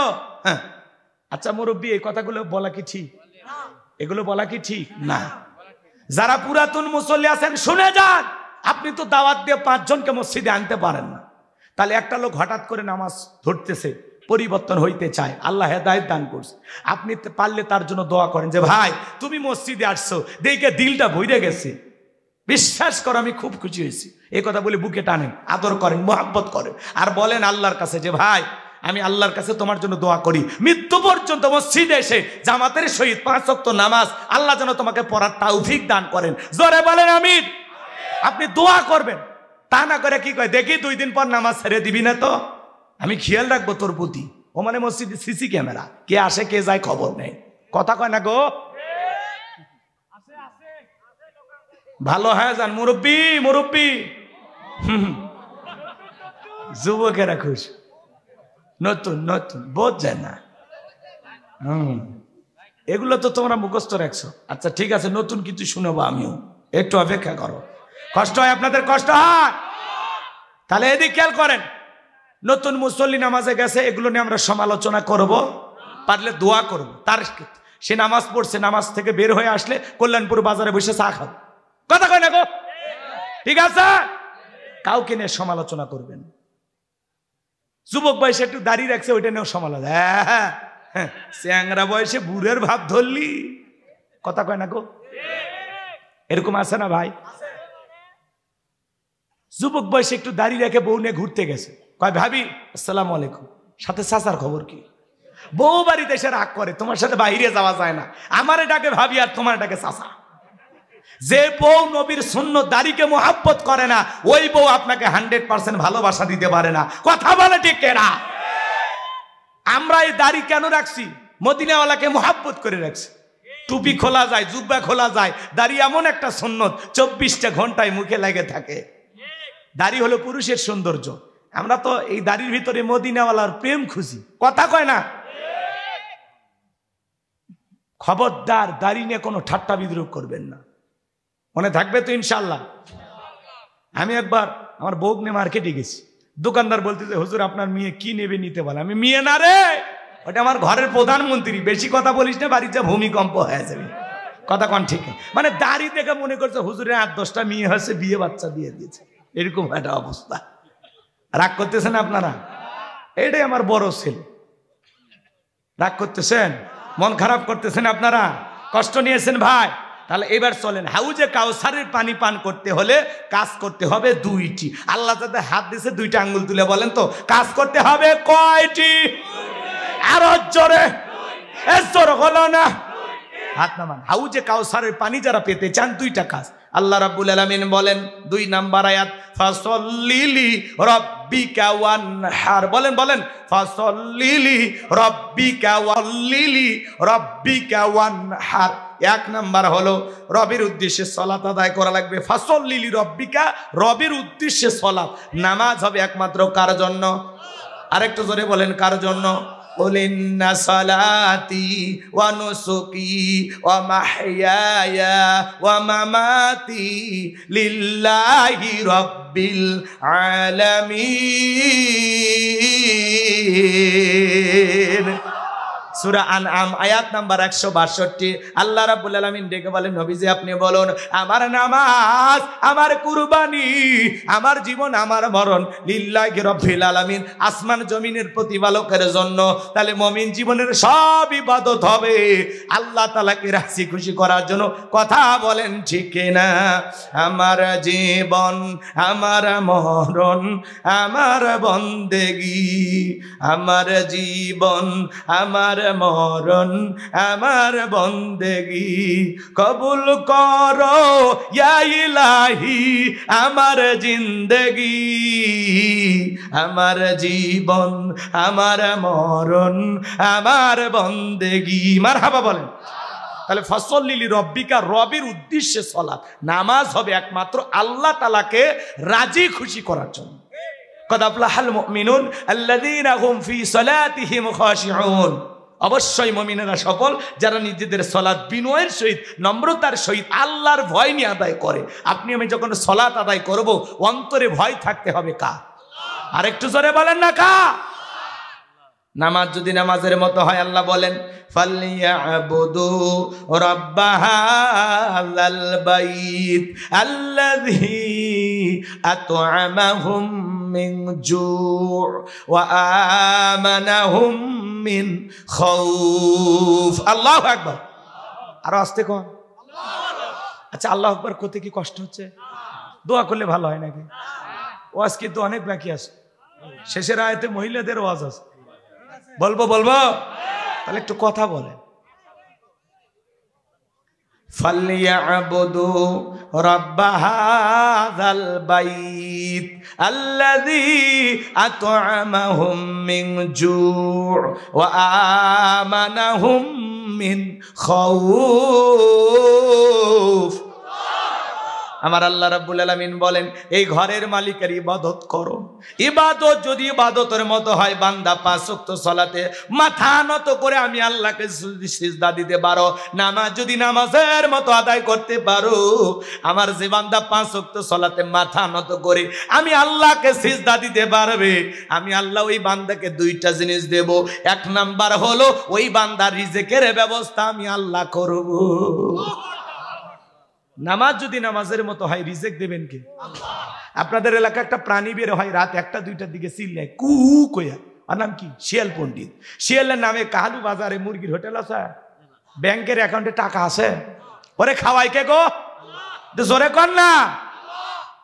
সকালবেলা একটা পাখি খালি পেটে নিচ থেকে বের হয়ে যায়, সন্ধ্যাবেলায় ওই পাখির পেটটা ভরে বাসায় ফেরত আসার ব্যবস্থা করে কে? আল্লাহ যদি পাখিকে খাওয়ায়, শিয়ালকে খাওয়ায়, পৃথিবীর এত মাকলুককে খাওয়ায়, আমরা আমাদেরকে কি আল্লাহ না খাওয়ায় রাখবে? হ্যাঁ, না খাওয়ায় রাখবে? আল্লাহ কি বলেন? কুনতুম খায়রা উম্মাতিন উখরিজাত লিন-নাস, তোমাদেরকে উত্তম জাতি বানাইছি। ওয়ালাকাদ কাররামনা বানি আদম, মর্যাদার দিক দিয়া আপনাকে আমাকে সেরা করেছেন কে?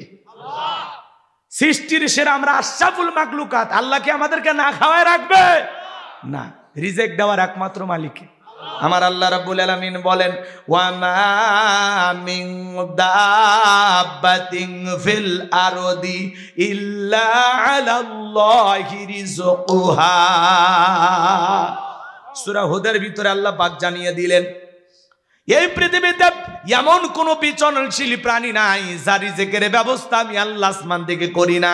ওই আটলান্টিক মহাসমুদ্রের 33,000 ফিট গভীর অতল পানি নিচে থাকা ছোট্ট একটা প্রাণী, তার রিজিকের ব্যবস্থাও আমি আল্লাহ আসমান থেকে করি। বলুন সুবহানাল্লাহ। তাহলে রিজিক দেবেন কে? আল্লাহ বলে, বান্দা নামাজ যদি নামাজের মতো আদায় করতে পারো, ইবাদত যদি ইবাদতের মতো হয়, 1 নাম্বার আমি আল্লাহ তোমাদের জন্য রিজিকের ব্যবস্থা করে দেব। আর 2 নাম্বার হলো সকল ভয় থেকে আমি আল্লাহ নিরাপত্তা দেব। ভয় আছে না নাই?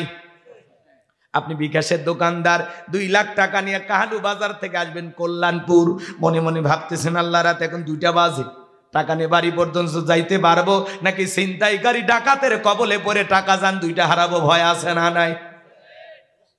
প্রতিদিন ছিনতাই হচ্ছে, ডাকাতি হচ্ছে, চুরি হচ্ছে, দুর্নীতি হচ্ছে, কথা কয় না? আপনাদের এলাকায় হয় না?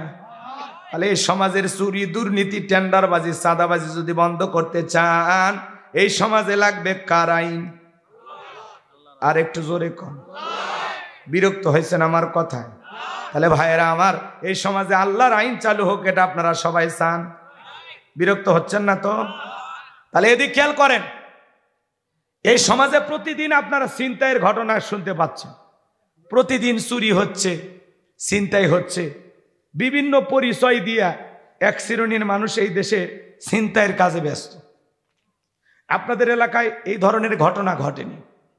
এই দেশে যদি চুরি বন্ধ করতে চান, ছিনতাই বন্ধ করতে চান, আপনার আমার মনের মধ্যে ভয়, মেয়েটা কলেজে গেল একা একা ফিরবে নাকি জামাই সাথী নিয়ে ফিরবে? ভয় আছে না? মেয়েটা স্কুলে গেল ভালোভাবে ফিরবে নাকি কারো লালসার শিকার হবে? ভয় আছে না? তাহলে চুরির ভয়, দুর্নীতির ভয়, জান হারানোর ভয়, মাল হারানোর ভয়, মেয়ে সন্তান ছেলে সন্তান হারানোর ভয়, এই যে ভয় ভীতি নিয়ে আমরা সমাজে বসবাস করতেছি, আল্লাহ তাআলা বলতেছেন এই জমিনে যদি আল্লাহর আইন চালু হয়, কোনো চুরি থাকবে না, দুর্নীতি থাকবে না, কোনো ভয় থাকবে না। তাহলে জমিন যার, আইন চালাইতেও হবে তার। কথা কোন ঠিক কিনা? আলা লাহুল খালকু ওয়াল আমর, সৃষ্টি যার, আইন চলবে সে আল্লাহর। কথা কোন ঠিক কিনা? এই সমাজে চুরি দুর্নীতি লন্ডন আমেরিকার আইন দিয়ে বন্ধ হবে না। চুরি দুর্নীতি টেন্ডারবাজি চাঁদাবাজি খুন ধর্ষণ এগুলো যদি বন্ধন করতে চান, এই সমাজ থেকে এগুলো যদি দূরে রাখতে চান, তাহলে আল্লাহর আইন দিয়ে চোরের বিচার করবেন। আল্লাহ রাব্বুল আলামিন বলেন, ওয়াসসারিকু ওয়াসসারিকাতু ফাকতুউ আইদিয়াহুমা জাযাআম বিমা কাসাবা নাকালাম মিনাল্লাহ। আল্লাহ সূরা মায়দার ভিতরে আইন দিয়েছেন, চোর পুরুষ হোক আর নারী হোক, আল্লাহর বিধান, আল্লাহর ফয়সালা। চোর চুরি করেছে, অপরাধ যদি প্রমাণিত হয়, আল্লাহর বিধান, আল্লাহর ফয়সালা হলো চোরের ডান হাতের কবজিটা কেটে দাও। বাংলাদেশের একটা চোরকে ধরে যদি আমরা বাইতুল মোকাররমের সামনে নিয়ে আসা মিডিয়ার মাধ্যমে ফালাও করে প্রচার করে একটা চোরের হাত কেটে যদি বলতাম, বাংলার পার্লামেন্টে আইন চালু হয়ে গেল, এখন থেকে যে চুরি করবে আর সে যদি ধরা পড়ে ওই চোরের হাত কেটে দেওয়া হবে, বলেন তো বাজান, এই সমাজে চুরি থাকবে না বন্ধ হবে? একটা চোরের হাত কেটে খালি পরীক্ষা করে দেখেন, বাংলাদেশের সমস্ত চোরেরা রাতারাতি তওবা করে আল্লাহর ওলি হয়ে যাবে। ও বলবে ভিক্ষা করে খাবো, না খায় মরে যাব, তারপরেও কোনোদিন চুরি করব না। কিন্তু কে শোনে কার কথা? আজও গেল না মনের ব্যথা। এখন উচিত কথা যদি কই, পিঠের ওপর দিয়া যাবি মই। যত দোষ নন্দ ঘোষ, সত্যটা বললে দোষ, করলে অন্যায়ের প্রতিবাদ, নামটা হবে তোমার জঙ্গিবাদ, নামটা হবে তোমার মৌলবাদ। যে নেতা আইন পাস করবে ওই নেতা তো চোখ দিয়ে তাকালে বলে, উরি বাবা, সরিষাই তো ভুল, ওর তো নিজের হাতাকে কাটা যাবে। কথা কয় না গো? কারণ যে পরিমাণে দুর্নীতি করছে, 11 লক্ষ কোটি টাকা, আবার কেউ বলতেছেন 18 লক্ষ কোটি টাকা দুর্নীতি করে বিদেশে পাচার করছে। তাহলে বলেন তো কয়বার ওর হাত কাটা গেল?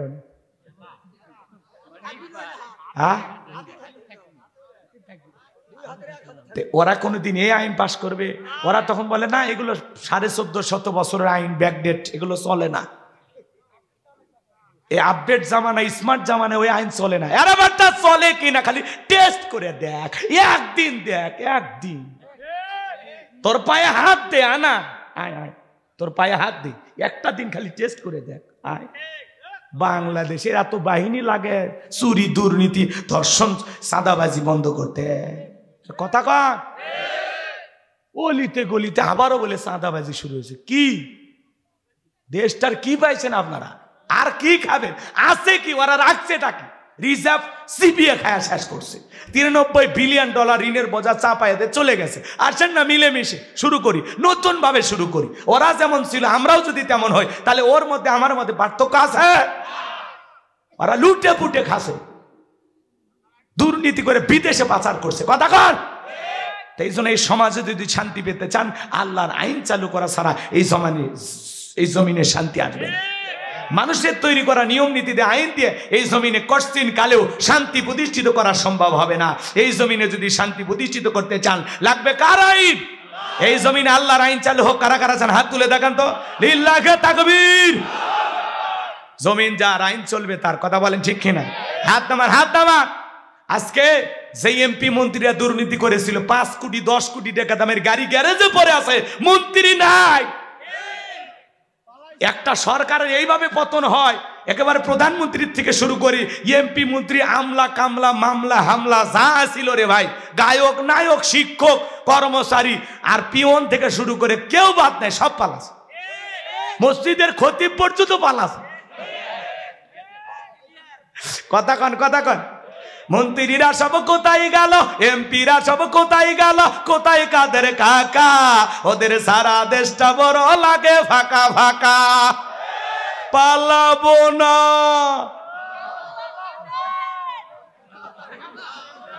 বলবো চলবে চলবে, পালাবো না, পালাবো না, পালাবো না, যাই না তাদের দেখা।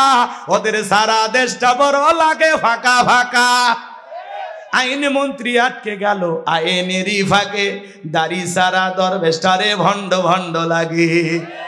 শুনেছি ভাই কত নেতা নেত্রী খাইতেছে ভাই ডান্ডা, বিচারপতি কালামানিকের ফাটিয়েছে নাকি আন্ডা। এটা আমার খবর না, মিডিয়ার খবর। এই বিচারপতি শামসুদ্দিন মানিক আল্লামা সাইদি হুজুরকে মৃত্যুদণ্ডের রায় দিয়েছিল। আমরা বলতে চাই এই সোনার মানুষটাকে যে মৃত্যুদণ্ডের রায় দিয়েছিল ওই একই ট্রাইব্যুনালে বিচারপতি মানিককেও মৃত্যুদণ্ডের রায় দিতে হবে। এই বিচারপতি শামসুদ্দিন মানিক বিচারকের নামে ছিল বিগত সরকারের পা চাটা গোলাম। টকশোতে এসে আমার বোনকে অপমান করে বলেছিল রাজাকারের বাচ্চা, ছাত্র আন্দোলনের সমস্ত ছেলেদেরকে বলেছিল রাজাকারের বাচ্চা। এই বিচারপতি মানিক 116 জন আলিমের তালিকা করে দুদকের কাছে জমা দিয়েছিল। সিরিয়ালে আমার নাম্বার ছিল 23, রোল আমার কত? আপনারা চিনতেছেন না, ওরা ঠিকই ছিল। ওরা আমার দুইটা ওয়াজ ভুল ধরছে।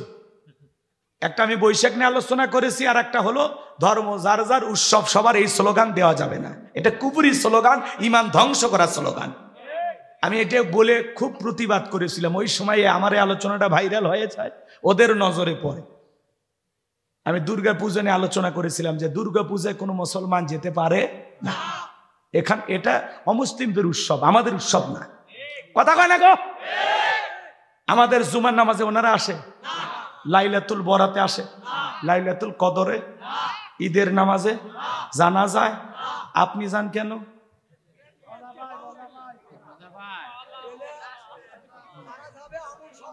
বউ বাচ্চা সহ। আচ্ছা বলেন তো, গাছ যা ফল সবার মানবেন? পুকুর যার মাছ সবার মানবেন?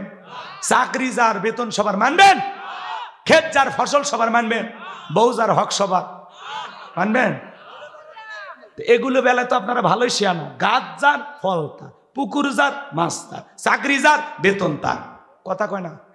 বউ যার হক তার, ধর্ম যার উৎসব তার। হিন্দুদের উৎসব হিন্দুদের কাছে, বৌদ্ধদের উৎসব বৌদ্ধদের কাছে, খ্রিস্টানদের উৎসব খ্রিস্টানদের কাছে, মুসলমানের উৎসব মুসলমানের কাছে। ধর্ম যার উৎসবটাও তার। আমাদের উৎসব সবার জন্য উন্মুক্ত হতে পারে, কিন্তু অমুসলিমদের উৎসব আমাদের জন্য উন্মুক্ত কখনো হতে পারে না। কারণ ওখানে যাওয়া আমাদের জন্য জায়েজ নয়, হারাম। কারণ ওখানে আল্লাহর সাথে প্রকাশ্যে শিরিক করা হয়। মুসলমান কি করবে? নিরাপত্তা দেবে, যাতে যারা সুন্দরভাবে নিরাপত্তা সহকারে পূজা করতে পারে, তারা তাদের ধর্মীয় কাজ চালাতে পারে। এই ব্যাপারে মুসলমান নিরাপত্তা দেবে। কথা কন না কে ভাই? হ্যাঁ, তাদেরকে একটা সুন্দর পরিবেশ দেবে। ডিমের ভিতরে কুসুম যতটা নিরাপদ, মায়ের কোলে শিশু যেরকম নিরাপদ, মুসলমানেরা যেই জনপদে সরকার থাকবে, ক্ষমতায় থাকবে, অমুসলিমেরা তার চাইতে বেশি নিরাপত্তা নিয়ে বসবাস করবে। আর আমার দেশের অমুসলিমেরা জামায় আদরেই আসে। এই ভারতের কিছু অপপ্রচারকারী মিডিয়া, এই যে নেতা, ওর নাম কি শুভেন্দু নাকি নাম? হ্যাঁ, শুভেন্দু না, ওর নাম কি গো? এই যে মোটা মুসারু নেতা দেখছেন, ওই শুভেন্দু, ও বলেছে আমরা পেঁয়াজ দেব না। তাহলে খা, তোর পেঁয়াজ তোরাই খা ভাই, আমরা খাবো না। আমরা পেঁয়াজ দেব না, আলু দেব না, কাঁচামরিচ দেব না। এখন ভারতের কৃষকেরা পেঁয়াজ, আদা, মরিচ এগুলো নিয়ে আন্দোলন করতেছে। কথা কন ঠিক কিনা? এবং এই শুভেন্দু নামের সেই বিজেপির নেতার বাড়ির ঘেরাও করে রাখছে। এবং প্রকাশ্যে এই নেতা গত একদিন আগে জুতার বাড়ি খাইছে। এই শুভেন্দুকে মানুষ জুতে দিয়ে পিটাইছে। যে এই কথা কেন বললি? বাংলাদেশের ভিসা বন্ধ করে দিল, আবার বাংলাদেশের সাথে আমাদের বাণিজ্যিক যে চুক্তি সেটা তুই তোর কারণে আপাতত বন্ধ, আমদানি রপ্তানি বন্ধ তোর কারণে। এই জন্য ওই নেতার বাড়ি ঘেরাও করছে। আবার একটা ওই যে মুখুর নাকি, ওর নাম কি, ময়ূরঞ্জন না, আমার নাম কি গো? ময়ূখ রঞ্জন। আহা, কি সুন্দর নাম। শেষে কাফের উচ্চারণ হবে নাকি কন? ময়ূখ রঞ্জন। এই বেচারা যে রিপাবলিক বাংলায় যে পোষাইছে, বাংলাদেশ কেনে কয় চট্টগ্রাম আমার, ফেনী আমার, নোয়াখালী আমার। ওর মনে হয় বাপ দাদার পৈতৃক সম্পত্তি। কথা বলে ঠিক কিনা? একটা ঘরোয়া পরিবেশে মন্দির নিজের ঘরে বানায়, ওটি গুলো মোমবাতির আগুন জ্বলতেছে, বলতে এই যে দেখেন মন্দিরগুলো কিভাবে জ্বালানো হচ্ছে। এত বড় বাজে এরা। কথা কন ঠিক কিনা? মলম বিক্রেতা। জি, আমরা বাংলাদেশের মানুষ ওর নাম দিছে কি? মলম বিক্রেতা। এই সাংবাদিকের বাড়িও ঘেরাও করে রাখছে। ও ভয়ে বাড়ি থেকে বের হচ্ছে না। ইউনূস সরকারের পতন হয়ে গেছে। এই যে কিছুক্ষণ পরে এমন ভাবে সেই সাবেক প্রধানমন্ত্রী আবারও বাংলাদেশে যাবে, আপনারা দেখেন। এই তো বিমানে চড়ছে, আবার যাচ্ছে। কি নাটকটা করে এরা! ভারত আমাদেরকে তামাশা মনে করে, ওরা আমাদেরকে নিয়ে গেম খেলতে গিয়ে এখন ওরা এমন সিপিআই পড়ছে, একেবারে সব শেষ। এই জন্য ছোট দেশ দেখে অবহেলা করতে নাই। তোমাদের আয়তন বড় হতে পারে, কিন্তু মনে রাখবা বাংলাদেশের মুসলমানের সাথে আছে আমাদের আল্লাহ। আমাদেরকে যারা পরাজিত করতে চাইবে বিশ্বের দরবারে তারাই পরাজিত হবে। কথা বলে ঠিক কিনা? ভারত ভুলে যাবেন না, এদেশের মুসলমানেরা তাহাজ্জুদে চোখের পানি ছেড়ে আল্লাহর কাছে কাঁদে, সেই দেশের দিকে যদি তাকাও তোমাদের চোখ উপড়ে ফেলা হবে। বাংলাদেশকে ভাঙতে আসলে একদিন তোমরা টুকরো টুকরো হয়ে যাবা, পৃথিবীর মানচিত্র থেকে ভারত একদিন মুছে যাবে। কথা বলে ঠিক কিনা? বাংলাদেশের দিকে নজর দেয়। যিনি আপনাদের প্রধানমন্ত্রী ছিল উনি আপনাদের কর্মচারী ছিল, আমরা বুঝতে পারছি। কথা কন, উনি দেশের প্রধানমন্ত্রী ছিল না, ছিল ভারতের একজন কর্মচারী। ভারত যেই দিকে বলছে ডান ডান, বাম বাম, আসো আসো, ওঠো ওঠো, বসো বসো, এইভাবে চলছে রে ভাই। কি ঠিক ঠিক মানে এত আসতে গে দুইজনে ঠিক? তাহলে বলেন বিচার হওয়া দরকার আছে না নাই? তাহলে যারা বাংলাদেশের বিরুদ্ধে কথা বলে এখন তারা জুতার বাড়ি খায়, ওদের বাড়ি ঘেরাও করে রাখছে। কথা বলেন ঠিক কিনা? ওদের আরো লাঞ্ছনা গঞ্চনা অপেক্ষা করতেছে। কথা কন ঠিক কিনা? ওরা সাদাটা না খাইয়া অন্যটা খাইতো, ওদের বোঝেন নাই, বোঝেন না?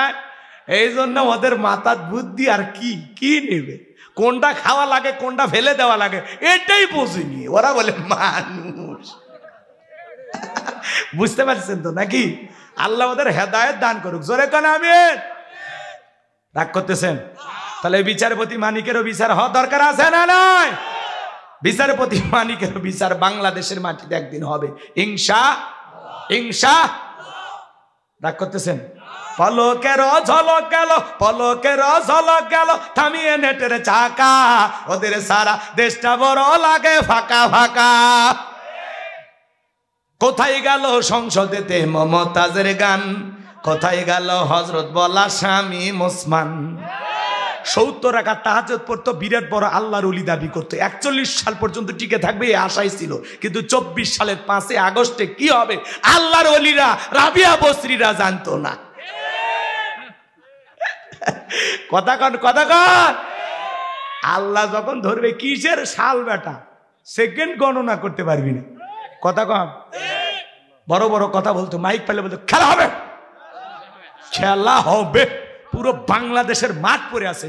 এরা তো পাক্কা খেলোয়াড় না, এরা পাক্কা দুর্নীতিবাজ, যারা দেশটাকে চুষে খেয়েছে, একেবারে দেশের অস্তিত্ব রাখেনি। এরা মানুষ, একটা দেশের যে এইভাবে দুর্নীতি মানুষ করতে পারে এটা বিশ্বাস হয়। ওরা নিজেদের পকেট ভারী করার জন্য এই দেশে এসেছিল। কথা কন।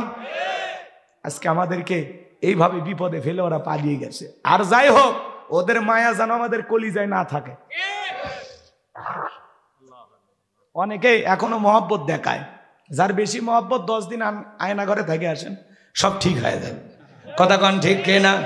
আমার ভাইরা, আমি কি কথা বলবো নাকি দোয়া করে দেব? তাহলে নামাজ যদি নামাজের মতো আদায় করতে পারেন, রিজেক্ট দেবেন আল্লাহ, আর সকল দিক থেকে নিরাপত্তা দিবেন কে? ভারত চোংরা গায়ে লাভ হবে না। সিজদার মতো সিজদা দিলে আসমান থেকে আল্লাহ তাআলা আপনাকে আমাকে নিরাপত্তা দিবেন। ভারত কেন, পৃথিবীর সব শক্তি এক জায়গায় হয়, বাংলাদেশের মুসলমানের কিছু করতে পারবে না। এই বিশ্বাস আমাদের থাকা লাগবে। এর নামই তাকওয়া, এর নামই ঈমান, এর নামই আল্লাহর ভয়। আল্লাহর ভয় যদি দিলে থাকে, আল্লাহকে যদি বিশ্বাস করেন, আল্লাহর উপরে যদি তাওয়াক্কুল করে থাকেন, তাহলে মনে রাখবেন সকল দিক থেকে আল্লাহ আমাদেরকে নিরাপত্তা দেবেন ইনশাআল্লাহ। আল্লাহ রাব্বুল আলামিন বলেন ফাসল্লি লিরাব্বিকা ওয়ানহার।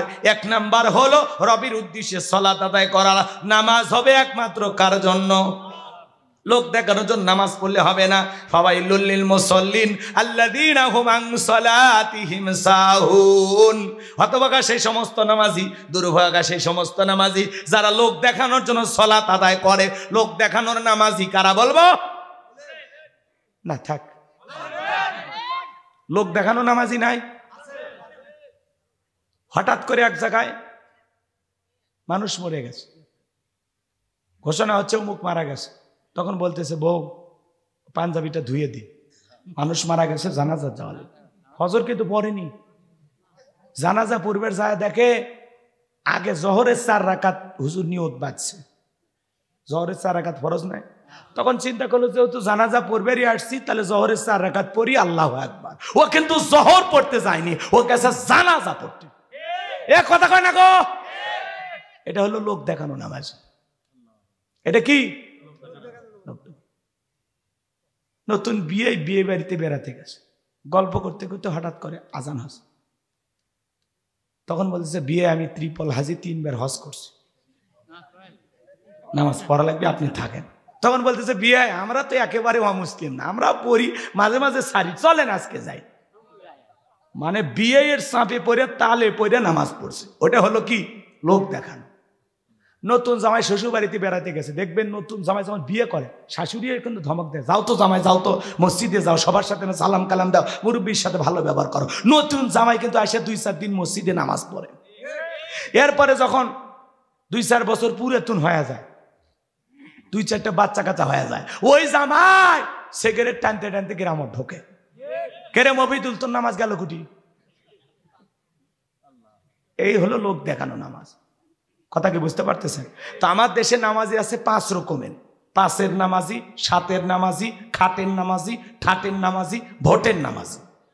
মানে বুঝলেন না, নিয়মিত যারা 5 ওয়াক্ত সালাত আল্লাহর হুকুম সঠিকভাবে পালন করে, খাঁটি মুমিন মুত্তাকি বান্দা যারা, এরা হলো 5-এর নামাজি। মানে নিয়মিত যারা 5 ওয়াক্ত সালাত প্রত্যেক দিন আদায় করে, এরা হলো 5-এর নামাজি। এরা কি? আর 7 দিন পরে পরে যারা জুমার নামাজ পড়তে যায়, এরা হলো 7-এর নামাজি।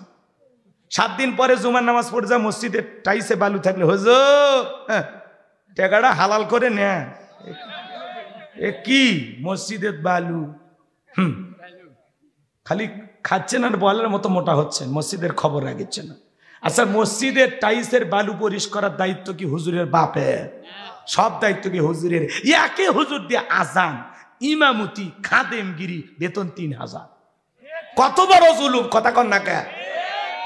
সভাপতি এসে কইছে হুজুর ছেলে চাকরি পেয়েছে, দোয়া করেন, দোয়া করেন হুজুর। হুজুর এবার দোয়া ধরে কয় আল্লাহ, আল্লাহ সভাপতির ছেলে নাকি চাকরি পাইছে, আল্লাহ আমার বেতন যেমন সভাপতির ছেলের বেতনটাও যেন তেমন হয়। যেই দোয়া করছে সভাপতি হুজুর দোয়া ব্রেক করেন, আর বললেন না, আপনার কাছে এই দোয়া চাইছে বেতনের, আর আপনার বেতন যা আমার ছেলে বেতন তাই, এই হবে চলবে? তখন হুজুর বলতেছে আমার চলে, আপনার চলবে না কেন? কচ্ছে আপনাদের বেতনে বরকত আছে। কথা কয় না গো? এরকম আছে না ভাই? এই হলো সমাজের অবস্থা। 3-4 হাজার টাকার ইমামতি করে, পাও থেকে মাথা পর্যন্ত যে পোশাক পরছে, যে গেট আপটা নিছে, ওটি তো 8,000 টাকা। কথা কয় না? কে দেয়? 2-4-5 হাজার পাই, কিন্তু হালালে এত বরকত, এত বরকত। কথা বলেন ঠিক কিনা? আর 50,000 টাকা বেতন পায়, আবার মাস শেষে আরো 20,000 টাকা কিস্তির থেকে তোলে। শান্তি নাই গো। কথা বলেন ঠিক কিনা?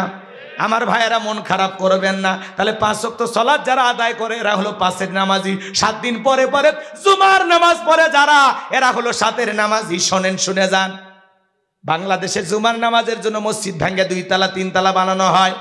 ফজরের নামাজের সময় এক কাতারি মুসল্লিও পাওয়া যায় না। এমনও মসজিদ আছে মসজিদ একাই নামাজ পড়ে। কথা কর, আছে না বাজান? বিশ্বনবীর জামানায় ফজরের নামাজের দৃশ্য যেমন মসজিদ কানায় কানায় পূর্ণ ছিল, জুমার নামাজের দৃশ্য একই রকম। সুবহানাল্লাহ। কোন খালি মসজিদটা সুন্দর বানাইলে হবে না, আমাদের ঈমান আমলটাও সুন্দর হওয়ার দরকার আছে না নাই? মসজিদের নাম শুধু আত-তাকওয়া লিখলে হবে না, আমাদের অন্তরে তাকওয়া থাকা দরকার আছে না নাই? ভাই, যারা জুমার নামাজ 2 রাকাত পড়ে খালি সালাম ফিরাইতে দেরি, মসজিদের বাইরে আসতে দেরি নেই, ভূমিকম্প শুরু হয়ে যায়। কথা কন। আবার 7 দিন পরে এসে ওরা দেখা করে। তাহলে এই জুমার নামাজ পড়লেন, আসর, মাগরিব, এশা, ফজর, এগুলো পড়া লাগবে না? এগুলো কি ফরজ না? কথা কয় না? এগুলো কি? তাহলে কেন পড়েন না? কেন পড়েন না? এই জন্য অনুরোধের ভাষায় পায়ে হাত দিয়ে আজকের আলোচনা শোনেন। ফাসল্লি লিরাব্বিকা, রবের উদ্দেশ্যে সালাত, 5 ওয়াক্ত সালাত আল্লাহকে রাজি খুশি করার জন্য। কারা কারা পড়বেন হাত তুলে দেন। পড়বেন তো ইনশাআল্লাহ? পড়বেন তো ইনশাআল্লাহ? আল্লাহ সবাইকে 5 ওয়াক্ত নামাজি বানায় দেন। একটু জোরে কর না আমিন, আর একটু জোরে কর না আমিন। আমার ভাইয়েরা, মানুষ মারা গেলে জানাজার নামাজ পড়ে যারা হলো খাটের নামাজি, আর 2 ঈদের নামাজ পড়ে। পাঞ্জাবি একটা পয়রা শেরওয়ানি পরে কয় হুজুর কেমন লাগতেছে, কয় হেভি লাগতেছে। হুজুর আসেন কোলাকুলি করি। ঈদের নামাজ পড়ে মাঠের ইমামের সাথে কোলাকুলি করে। হুজুর কানে কানে বলে ভাই রোজা কয়টা, বলে হুজুর ব্যবসায়িক চাপে একটা রোজাও রাখিনি, তারাবি পড়িনি, কিন্তু ইফতার খাওয়া মিস করিনি। এই হলো আমাদের ইবাদত। আর যখন নির্বাচনের সময় আসে নেতা ভাষণ দিতে, ভাইয়ার আমার, আগামীতে যদি আমাকে নির্বাচিত করতে পারেন, বাঙ্গি মার্কায় যদি ভোট দিতে পারেন, এই বাঙ্গির বিচ্ছি ঘরে ঘরে পৌঁছে যাবে। আপনাদেরকে গ্যাস দেব, বিদ্যুৎ দেব, আর উন্নয়নের নামে কথা কন, কথা কন। আমরা ওই নেতার কথা শুনে স্লোগান দেই, বল্টু ভাইয়ের চরিত্র ফুলের মতো পবিত্র, নামাজ পড়া 1 ওয়াক্ত, গাঁজা খাই 5 ওয়াক্ত, গুমসুরিতে পাকা ভক্ত, শয়তানের 1 নাম্বার ভক্ত, হুজুরদের যেন খুবই শক্ত, সুষে খাই গরিবের রক্ত। পোস্টারে লেখা আছে গরিবের বন্ধু, ভোট দিয়ে দেখেন গরিবের কয় নাম্বার শত্রু। এ কথা কন না কে? একটা বয়স্ক ভাতার কার্ড দিবের গেলে 2-1000 খায়, এরকম চেয়ারম্যান মেম্বার আপনাদের এলাকায় নাই, ওটা ভারতে আছে। রাগ করতেছেন? এই জন্য ভাই শোনেন, যাত্রার পিছনে স্লোগান দেওয়া যাবে না। 53 বছর বহুত ভুল স্লোগান দিয়েছেন, এইবারে না ঠিকঠাক স্লোগান দেয়া। কি কি বুঝতে পারতেছেন? সামনে চলেন। কষ্ট হয় আপনাদের? বুঝে শুনে, নেতা বুঝে, আমার ভোট আমি দেব যাকে খুশি তাকে দেব, এই স্লোগান না। আমার ভোট আমি দেব সৎ, যোগ্য, আমানতদার, আল্লাহওয়ালা, নেককার, নামাজি, ভদ্র মানুষ, তাকে দেখে দেব। যে নেতা মসজিদে ইমামতি করার যোগ্যতা রাখে, ও সমাজেরও নেতা হওয়ার যোগ্যতা রাখে। মনে থাকবে তো ইনশাআল্লাহ? ভালো মানুষ দরকার আমাদের, ভালো মানুষ যারা দুর্নীতি করে না। কি কথা ক্লিয়ার? চলেন বাজান, সামনের দিকে যায়। বড় আফসোস লাগে, ওই যে শিল্পী আইনুদ্দিন আজাদ একটা গান গাইছিল, শুনছেন আপনারা? আমি কি 1 মিনিট বলবো? রাগ করবেন না তো? গরম ভাতে বিলাই বাজার, উচিত কথায় মা ওই বেজার, কইতে গেলে কীর্তি রাজার মনে লাগে ভয়, আমরা গরিব হামা গরব দেখার মানুষ কেউ নাই। আরে ক্ষমতাতে যাতে পারলে জীবনে একবার, গাড়ি বাড়ি হতে রে ভাই দেরি হয় না তার। নির্বাচনের আগে সাইকেল কেনার টাকা নেই, আর নির্বাচনের পরে খালি বগুড়ার বাড়ি না, ঢাকা তো বলে বাড়ি করছে, টাকাকে জিবরাইল দিছে। এত নামাজ পড়ি জিকির করি, কই দেয় না গো, কথা কন নাকি? আরে ক্ষমতাতে যাতে পারলে জীবনে একবার, গাড়ি বাড়ি হতে রে ভাই দেরি হয় না তার। তাই তো মন চাই সব বেশিয়া ভোটেতে দাঁড়াই, আমরা গরিব হামা গরক দেখার মানুষ কেউ নাই। আরে ভোটের আগে সান্দু চাচা কইলো হামাগে রে, এমপি যদি হতে পারি দেব গোলা ভরে। এমপি হয়ে এখন দেখি চাচার নাগাল কিডা পাই, আমরা গরিব হামা গরক দেখার মানুষ কেউ নাই। আরে একদিন দেখি সান্দু চাচার সোনার ছেলেরা, চান্দার জন্য বাপের মাথায় বসাই দিছে সোরা। আছে না নাই? আছে না নাই? এই বাজান গো আমার, লম্বা আমি করবো না। তাহলে ভোটের সময় যারা টুপি পরে হাজির হয়, কথা কয় না, পাঞ্জাবি পরে হাজির হয়, মুখে খোসা খোসা দাড়ি নিয়েও হাজির হয়, কি সুন্দর ব্যবহার, কি সুন্দর চেহারা, দেখে মায়া লাগে। আমরা বলতে চাই, নির্বাচনের আগে নেতা এসে যে কায়দা এলাকায় ঘোরাঘুরি করে, নির্বাচনের ভোট পাওয়ার পরে ওই কায়দায় এসে যদি ঘোরাঘুরি করত, ওই নেতাকে পরাজিত করার মতো শক্তি দুনিয়াতে কেউ ছিল না। কিন্তু নির্বাচনের মার্কা থাকে যে কয়দিন, আনাগোনা সে কয়দিন, অলি গলি এখানে সেখানে নেতা। রাস্তার ভিক্ষুক মহিলার হাতে 500 টাকা দিয়ে বলে, আপনি আপনি ভিক্ষুক না তো, আপনি আমার মা। আজ থেকে 52 বছর আগে আমি আমার মাকে হারিয়েছি, আপনার চেহারার মাঝে আমি আমার মাকে খুঁজে পাই। কি অভিনয় ভাই রে, ও তো নেত্রী না, অভিনেত্রী। কথা কন। এই জন্য নেতাদের অভিনয়গুলো বোঝা লাগে না, চালাক হন। আর কত বলবো? আর বলা যায়? আরো বলা যায় না, অল্পই ভালো, বেশি বললে ঘোলা হয়ে যাবে। রাগ করতেছেন? তাহলে ভোটেরও নামাজি আছে, নির্বাচনের আগে নেতা বাপ রে বাপ যারে তাকে তাকে আসসালামু আলাইকুম আসসালামু আলাইকুম আসসালামু আলাইকুম সালাম দিতে দিতে খেজুর গাছ পর্যন্ত সালাম দিছে। কর্মীরা কয় নেতা এ তো মানুষ না গাছ, কয় আমি মনে করছি এটাও ভোটার। কথাক্ষণ ঠিক কিনা? এই হলো মানে হুঁশ থাকে না। তখন আজান হয়ে যায়, সমাবেশে বক্তব্য দিতে দিতে আল্লাহু আকবার আল্লাহু আকবার, নেতা তখন বলতেছে আজান হয়েছে, আমি মুসলিম, আমি নেতা নই, আমি মুসলিম, আপনারা থাকেন, আমাকে নামাজ পড়তে হবে।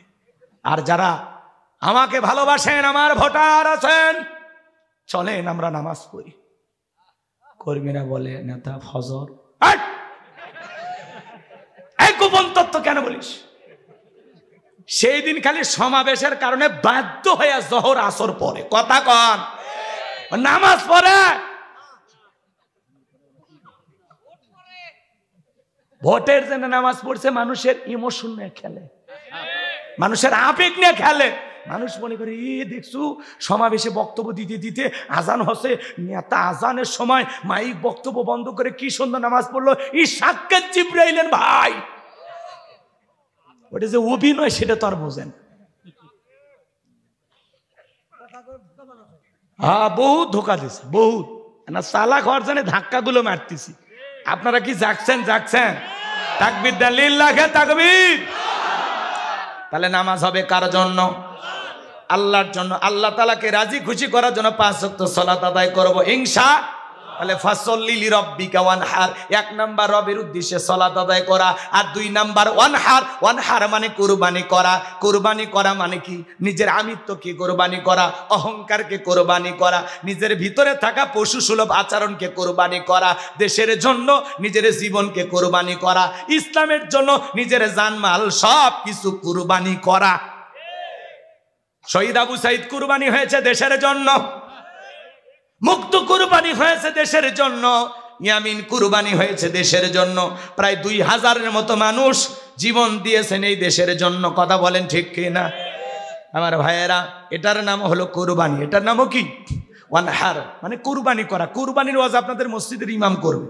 আমি শুধু 3টা কথা বলে যাই।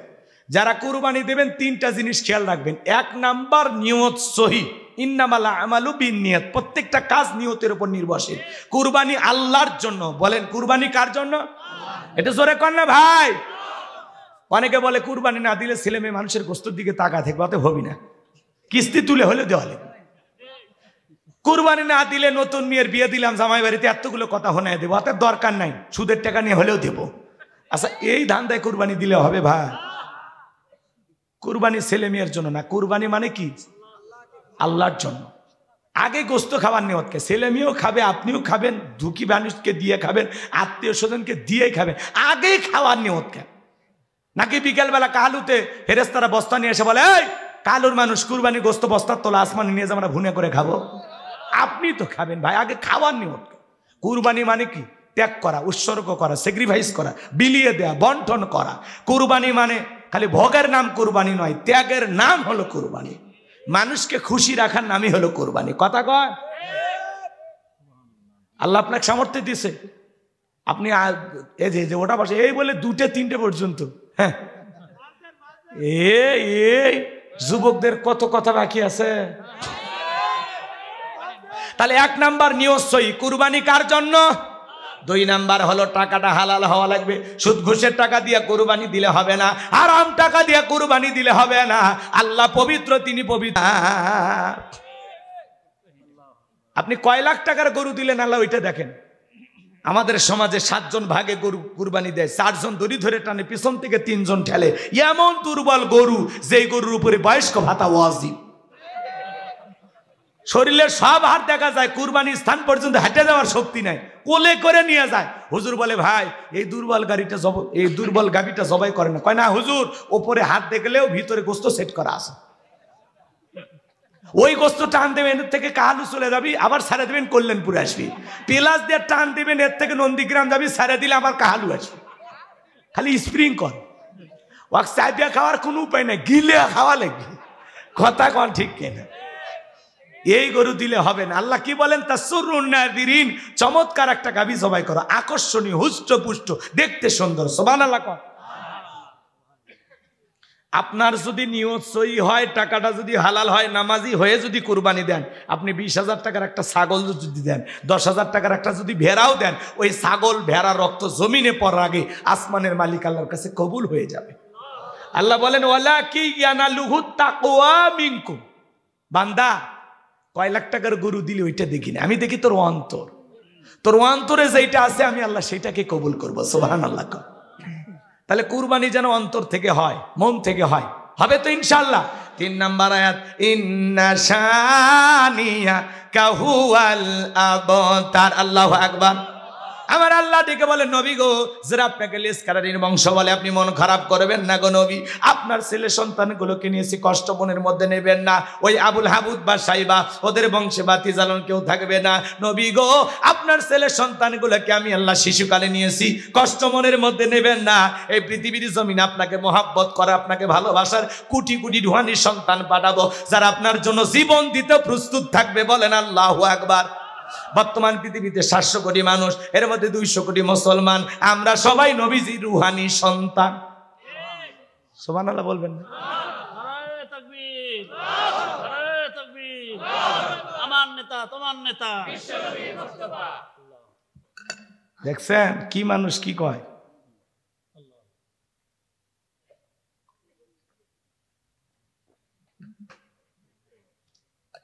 কষ্ট হয়েছে?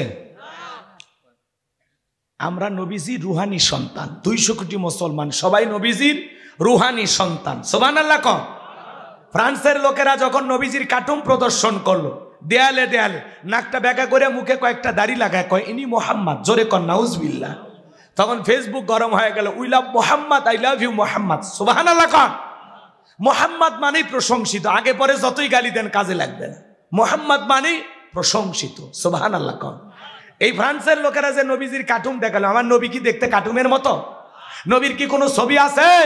এই পৃথিবীর সবচাইতে সুন্দর মানুষটির নাম মুহাম্মাদুর রাসূলুল্লাহ সাল্লাল্লাহু আলাইহি ওয়াসাল্লাম, যে নবীর চরিত্রের সার্টিফিকেট আল্লাহ দিয়ে বলেন ওয়া ইন্নাকা লাআলা খুলুকিন আযীম। নবী গো, আপনি হলেন পুত পবিত্র মহান চরিত্রের অধিকারী। আল্লাহু আকবার বলেন।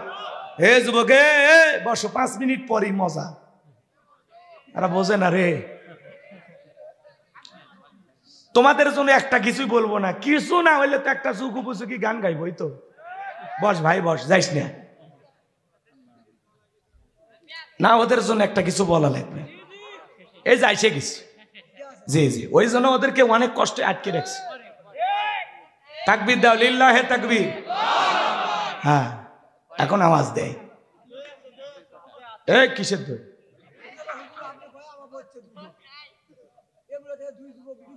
উঠিছিল, আবার আসছে, ব্যাটটা আছে, ঠিক আছে। তাহলে ওদেরকে একটু শোনান লাগবে তো, রাগ করতেছেন আপনারা।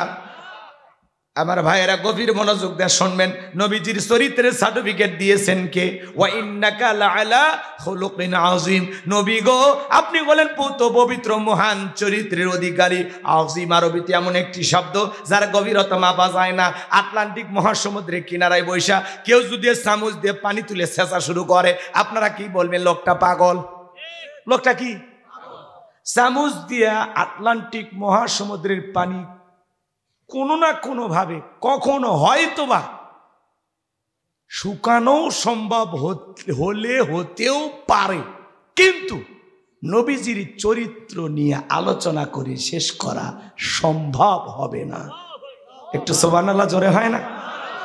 যে নবী 63 বছরের জিন্দিগিতে একটি মিথ্যা কথা বলেননি, এমন বিশ্ব রেকর্ড পৃথিবীর আর কোন নেতার আছে? জোরে বলেন আছে? সেই নবীকে যারা গালি দেয়, শোনেন, মক্কা নগরীতে গালি দিয়েছিল ওলীদ বিন মুগীরা, অকাত্য ভাষায় নবীকে গালি দেয়। আল্লাহ তাআলা আয়াত নাজিল করে বলেন উতুল্লিম বাদা যালিকা জানিম। নবী গো, এই ওলীদ বিন মুগীরা হলো পিতৃ পরিচয়হীন জারর সন্তান, এর জন্মের ঠিক নাই, এ হলো একটা বাস্টার্ড। ওলীদ বিন মুগীরা আরবের মানুষ, আরবি বোঝে, বলে নবী এত বড় কথা, আমার জন্মের ঠিক নাই, আপনি থাকেন, আমি আমার মায়ের কাছে যাই। ছেলেটা বৈধ না অবৈধ জানে কে? ফ্যাক্টরির মালিক। কথা কয় না, কথা কয়। এইবার ওলীদ বিন মুগীরা চলে গেছে তার মায়ের কাছে। তার মায়ের নাম ছিল ঝর্ণা। বলে মা করবি না কোনো তাল বাহানা, নবীজি আমাকে বলেছেন উতুল্লিম বাদা যালিকা জানিম, আমি নাকি পিতৃ পরিচয়হীন সন্তান, যা বলবি সত্য বলবি। ওলীদ বিন মুগীরার মা মনে মনে ভাবতেছে এই গোপন তথ্য নবী জানলো কেমনে? নবী তো জানতেন না, নবীকে জানিয়ে দিয়েছেন তিনি কে?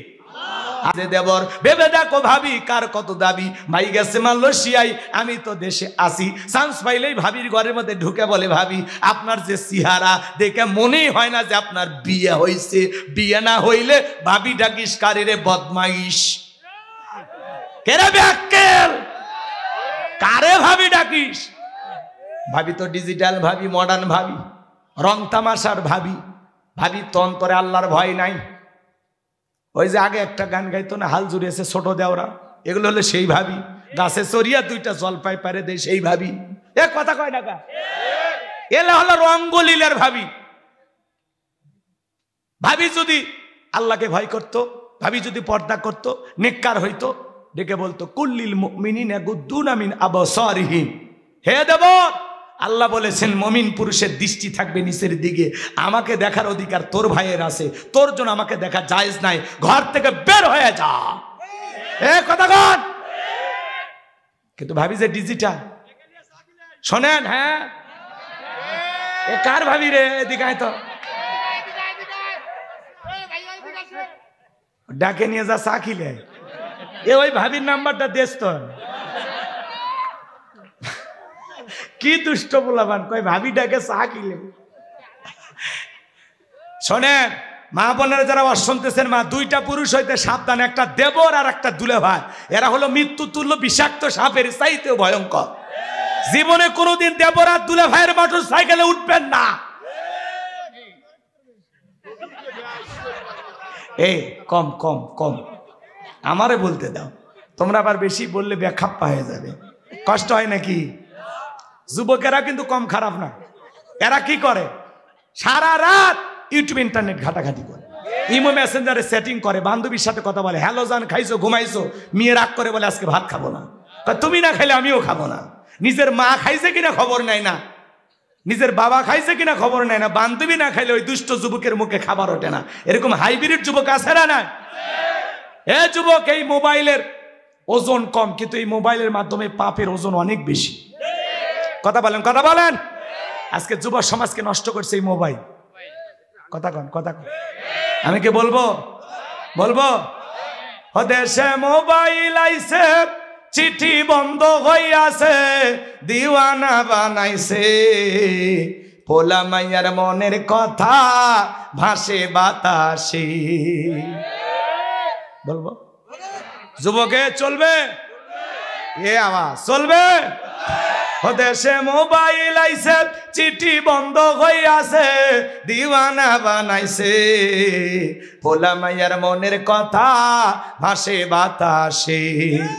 ও দেখো পোলা পানের মন বাদা ফেসবুকে এখন, ও দেখো পোলা পানের মন বাদা ফেসবুকে এখন, মোবাইলে চ্যাটিং কইরা কাটায় সারাক্ষণ।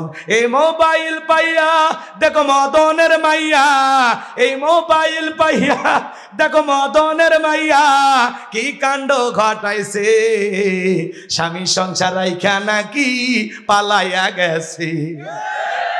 দুই বাচ্চার মা, চার বাচ্চার মা পরকীয়া প্রেম করে পালিয়ে যায়। এ নারী তো লজ্জা নাই? কেমনে পারলি দুইটা বাচ্চার এতিম করতে? কেমনে পারলি চারটা সন্তানকে ভাসায় দিতে? এই কথা কন না কেন? আজকে বিবাহের দাবিতে ছেলের বাড়িতে এসে মেয়ে অনশন ধর্মঘাট করে। কি হয়েছে মা, তোমার বাড়ি কই? আমার বাড়ি রাজবাড়ি। তো তুমি কাহালু বগুড়ায়? বলে আপনাদের এলাকার ছেলে বল্টু আমাকে মোবাইলে প্রেমের সম্পর্ক, আমরা স্বামী স্ত্রী মতো হোটেলে ছিলাম, ও এখন আমাকে পাত্তা দেয় না, বিবাহ করতে চাইছিল, ওই জন্য আমি আগের স্বামীকে ডিভোর্স দিছি। আমি এখন যাব কথা, আমাকে বিয়ে করলে করুক, না হলে আমি আত্মহত্যা করব। তোর মতো মহিলার আত্মহত্যা করাই উচিত। তুই এও জাহান্নামে যাবি, ও জাহান্নামে যাবি, 14 গোষ্ঠী নিয়ে মরবি। এই নারী তুই কেমনে পারলি তোর স্বামীরে ধোকা দিতে? কেমনে পারলি? দুনিয়াটা 2 দিনের মা।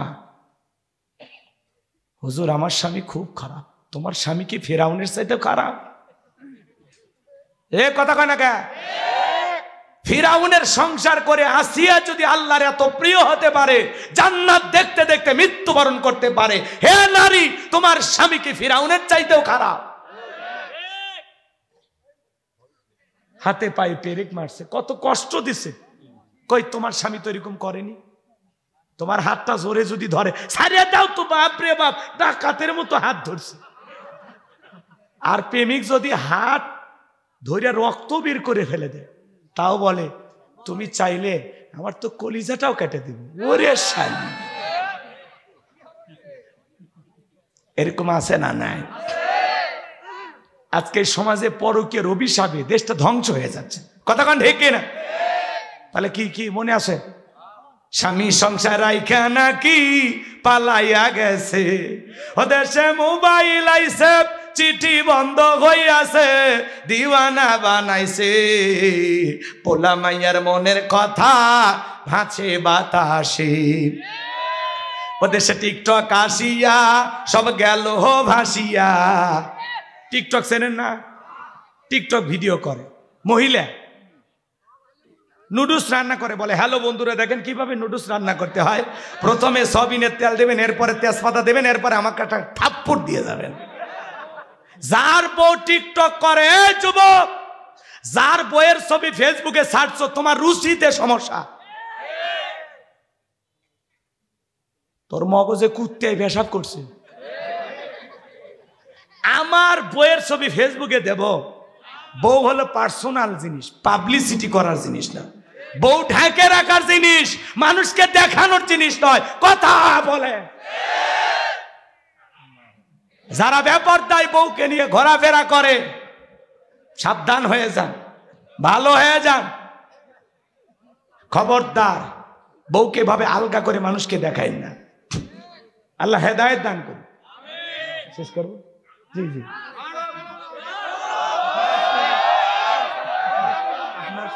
শেষ করেন। একজন মুমূর্ষ রোগী মানে আছে, ভাই একটা বন্ধু আছে, আর আপনার শেষের আগে 1 মিনিট একটু সময় দিতে সভাপতি কথা কবে না? আচ্ছা বসেন বসেন, বসে যান, বসেন। ওই যে আমাদের এক ভাই আসছে, উনি একটু কথা বলবেন, সভাপতি আসছেন, উনি কথা বলবেন। শোনে শোনে এই যুবকে, তাহলে টিকটক ভিডিও দেখা যাবে, করা যাবে? স্বামী ঘুমাইছে, মহিলা টিকটক করে আর স্বামীর চুল নাড়ে আর বলে স্বামীর খেদমতেই শান্তি, স্বামীর খেদমতেই মুক্তি।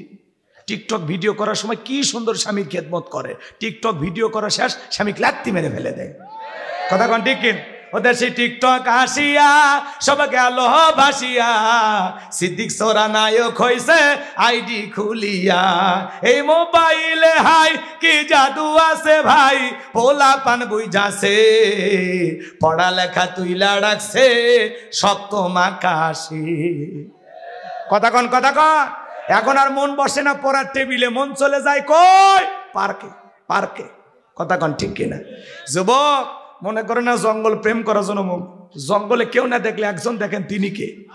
আল্লাহকে ভয় করো, গুনাহ করার আগে চিন্তা করো, আমি যে দাগায় দাঁড়িয়ে গুনাহ করতেছি, কেউ না দেখলে একজন দেখেন, তিনি কে? আল্লাহর ভয়ে যুব সমাজকে আল্লাহ হেদায়েত দান করুক। জোরে বলেন আমিন। আমার ভাইয়েরা, আমি লম্বা করবো না, শেষ কথাটা বলে দিয়ে যায়। এইবার ঝর্ণা ডেকে বলতেছে, বাবা রে, বাড়ির আশেপাশে তোর চাচা ঘুরঘুর করতেছিল, তারা দিয়ে ভালোবাসা বিনিময় করেছিলাম, তার ফলে তোর জন্ম হয়েছে। নবী যে তত্ত্ব দিয়েছে 100% সত্য। এজন্য ভাইয়েরা আমার, এই পৃথিবীর জমিনে নবীকে গালি দেবে যারা, অবৈধ যার সন্তান তারা। ফ্রান্সের মানুষেরা কেন গালি দেয়? পৃথিবীর 228টা রাষ্ট্র নিয়ে গবেষণা করা হলো, ফ্রান্সের মানুষেরা কেন গালি দেয়। এইবার গবেষণায় বের হয়ে আসছে, ফ্রান্সের মহিলারা বিয়ের আগেই বাচ্চা জন্ম দেয়। বিয়ের আগে যদি কারো বাচ্চা হয়, ওটা বৈধ না অবৈধ? ওটা হালাল জাদা না কি জাদা? এজন্য মনে রাখবেন, যারা আমার নবীকে গালি দিবে তার জন্মের ঠিক নাই, ওটা অবৈধ সন্তান, অবৈধ মায়ের অবৈধ সন্তান। ভারতের যেই কুলাঙ্গার নবীকে গালি দিয়েছে, ওটাও যারও সন্তান। এই দেশেও যদি কেউ গালি দেয়, ওইটাও যারও সন্তান। তুমি আমার বাপকে গালি দাও মাইনে নেব, মারে গালি দাও মাইনে নেব, আমার দলকে গালি দাও মাইনে নেব, আমারে গালি দাও মাইনে নেব, কিন্তু নবীজি হলেন আমাদের কলিজার টুকরা। নবীকে নিয়ে যদি কেউ কুরুচিপূর্ণ মন্তব্য করে, বাজে ভাষায় গালি দেয়, ওই নাস্তিক বেঈমানকে ধইরা ওর বুকের উপরে চইরা সিব্বা টান দিয়ে ছিঁড়ে কুকুরকে খাওয়াই দেব। নবীজির অপমান মেনে নেওয়া হবে না, হবে না। নবীজির জন্য কারা কারা জীবন দিতে প্রস্তুত হাত তুলে দেখান। লিল্লাহে তাকবীর, লিল্লাহে তাকবীর। বিশ্ব নবীর অপমান সইবে না রে। হ্যাঁ 4 তারিখ আবার 5 গ্রাম আসবে, চেনেন নাকি? আবার দেখা হবে ওই জায়গায়, নতুন বিষয়, এই ওয়াজ না এগুলো বাদ। আবার নতুন চ্যাপ্টার শুরু হবে 4 জানুয়ারি। নতুন বছর, নতুন কি ঘটে আসেন, আপডেট কিছু পাবেন ইনশাল্লাহ। কষ্ট হয়, কষ্ট হয়। আমার ভাইয়ের আমার জন্য দোয়া করবেন, আমি আপনাদের জন্য দোয়া করি। নবীজির অপমানে যদি না কাঁদে তোমার মন, মুসলিম নয়, তুমি মুনাফিক, নবীজির দুশমন। নবীর ইজ্জত সম্মান রক্ষা করার জন্য জীবন দেওয়ার প্রস্তুত থাকবো ইনশাআল্লাহ। অনেক কথা বলার ছিল, আমি মনে করছি একটা পর্যন্ত চালাবো, কিন্তু অনেকে ওঠা বসা করতেছেন, ধৈর্য হারাইতেছেন। এই যে একটা অন্ধ হাফেজ সাহেব আসছে, আবুল কালাম আজাদ, আপনারা চেনেন তো?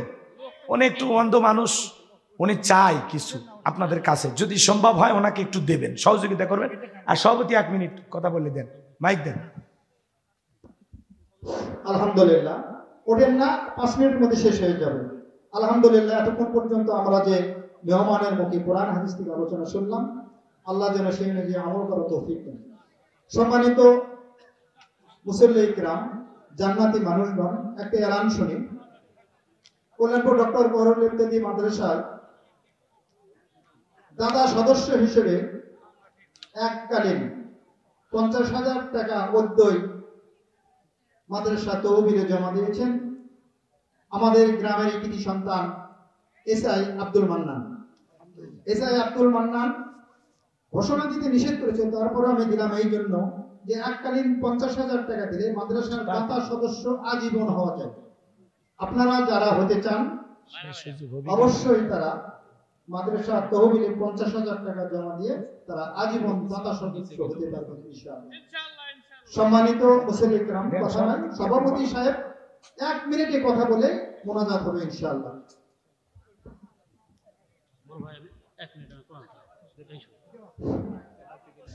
আসসালামু আলাইকুম ওয়া রাহমাতুল্লাহি ওয়া বারাকাতুহু।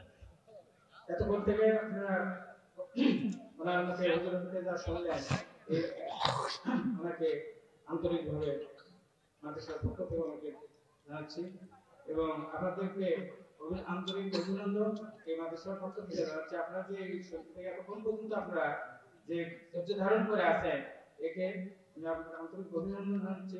এবং এখন উনি মোনাজাত করবেন এবং মোনাজাতের শেষে সমাপ্তি ঘোষণা। শোনেন, খালি এমনি এমনি পরে তিলাওয়াত করেন, খালি এমনি সালাম দেন, 1 মিনিট কথা বলেন, পরে তিলাওয়াত করেন, পরে মোনাজাতের পরে, কারণ আমি তিলাওয়াত শোনাবো। আছে বলি হ্যাঁ। আসসালামু আলাইকুম ওয়া রাহমাতুল্লাহি ওয়া বারাকাতুহু।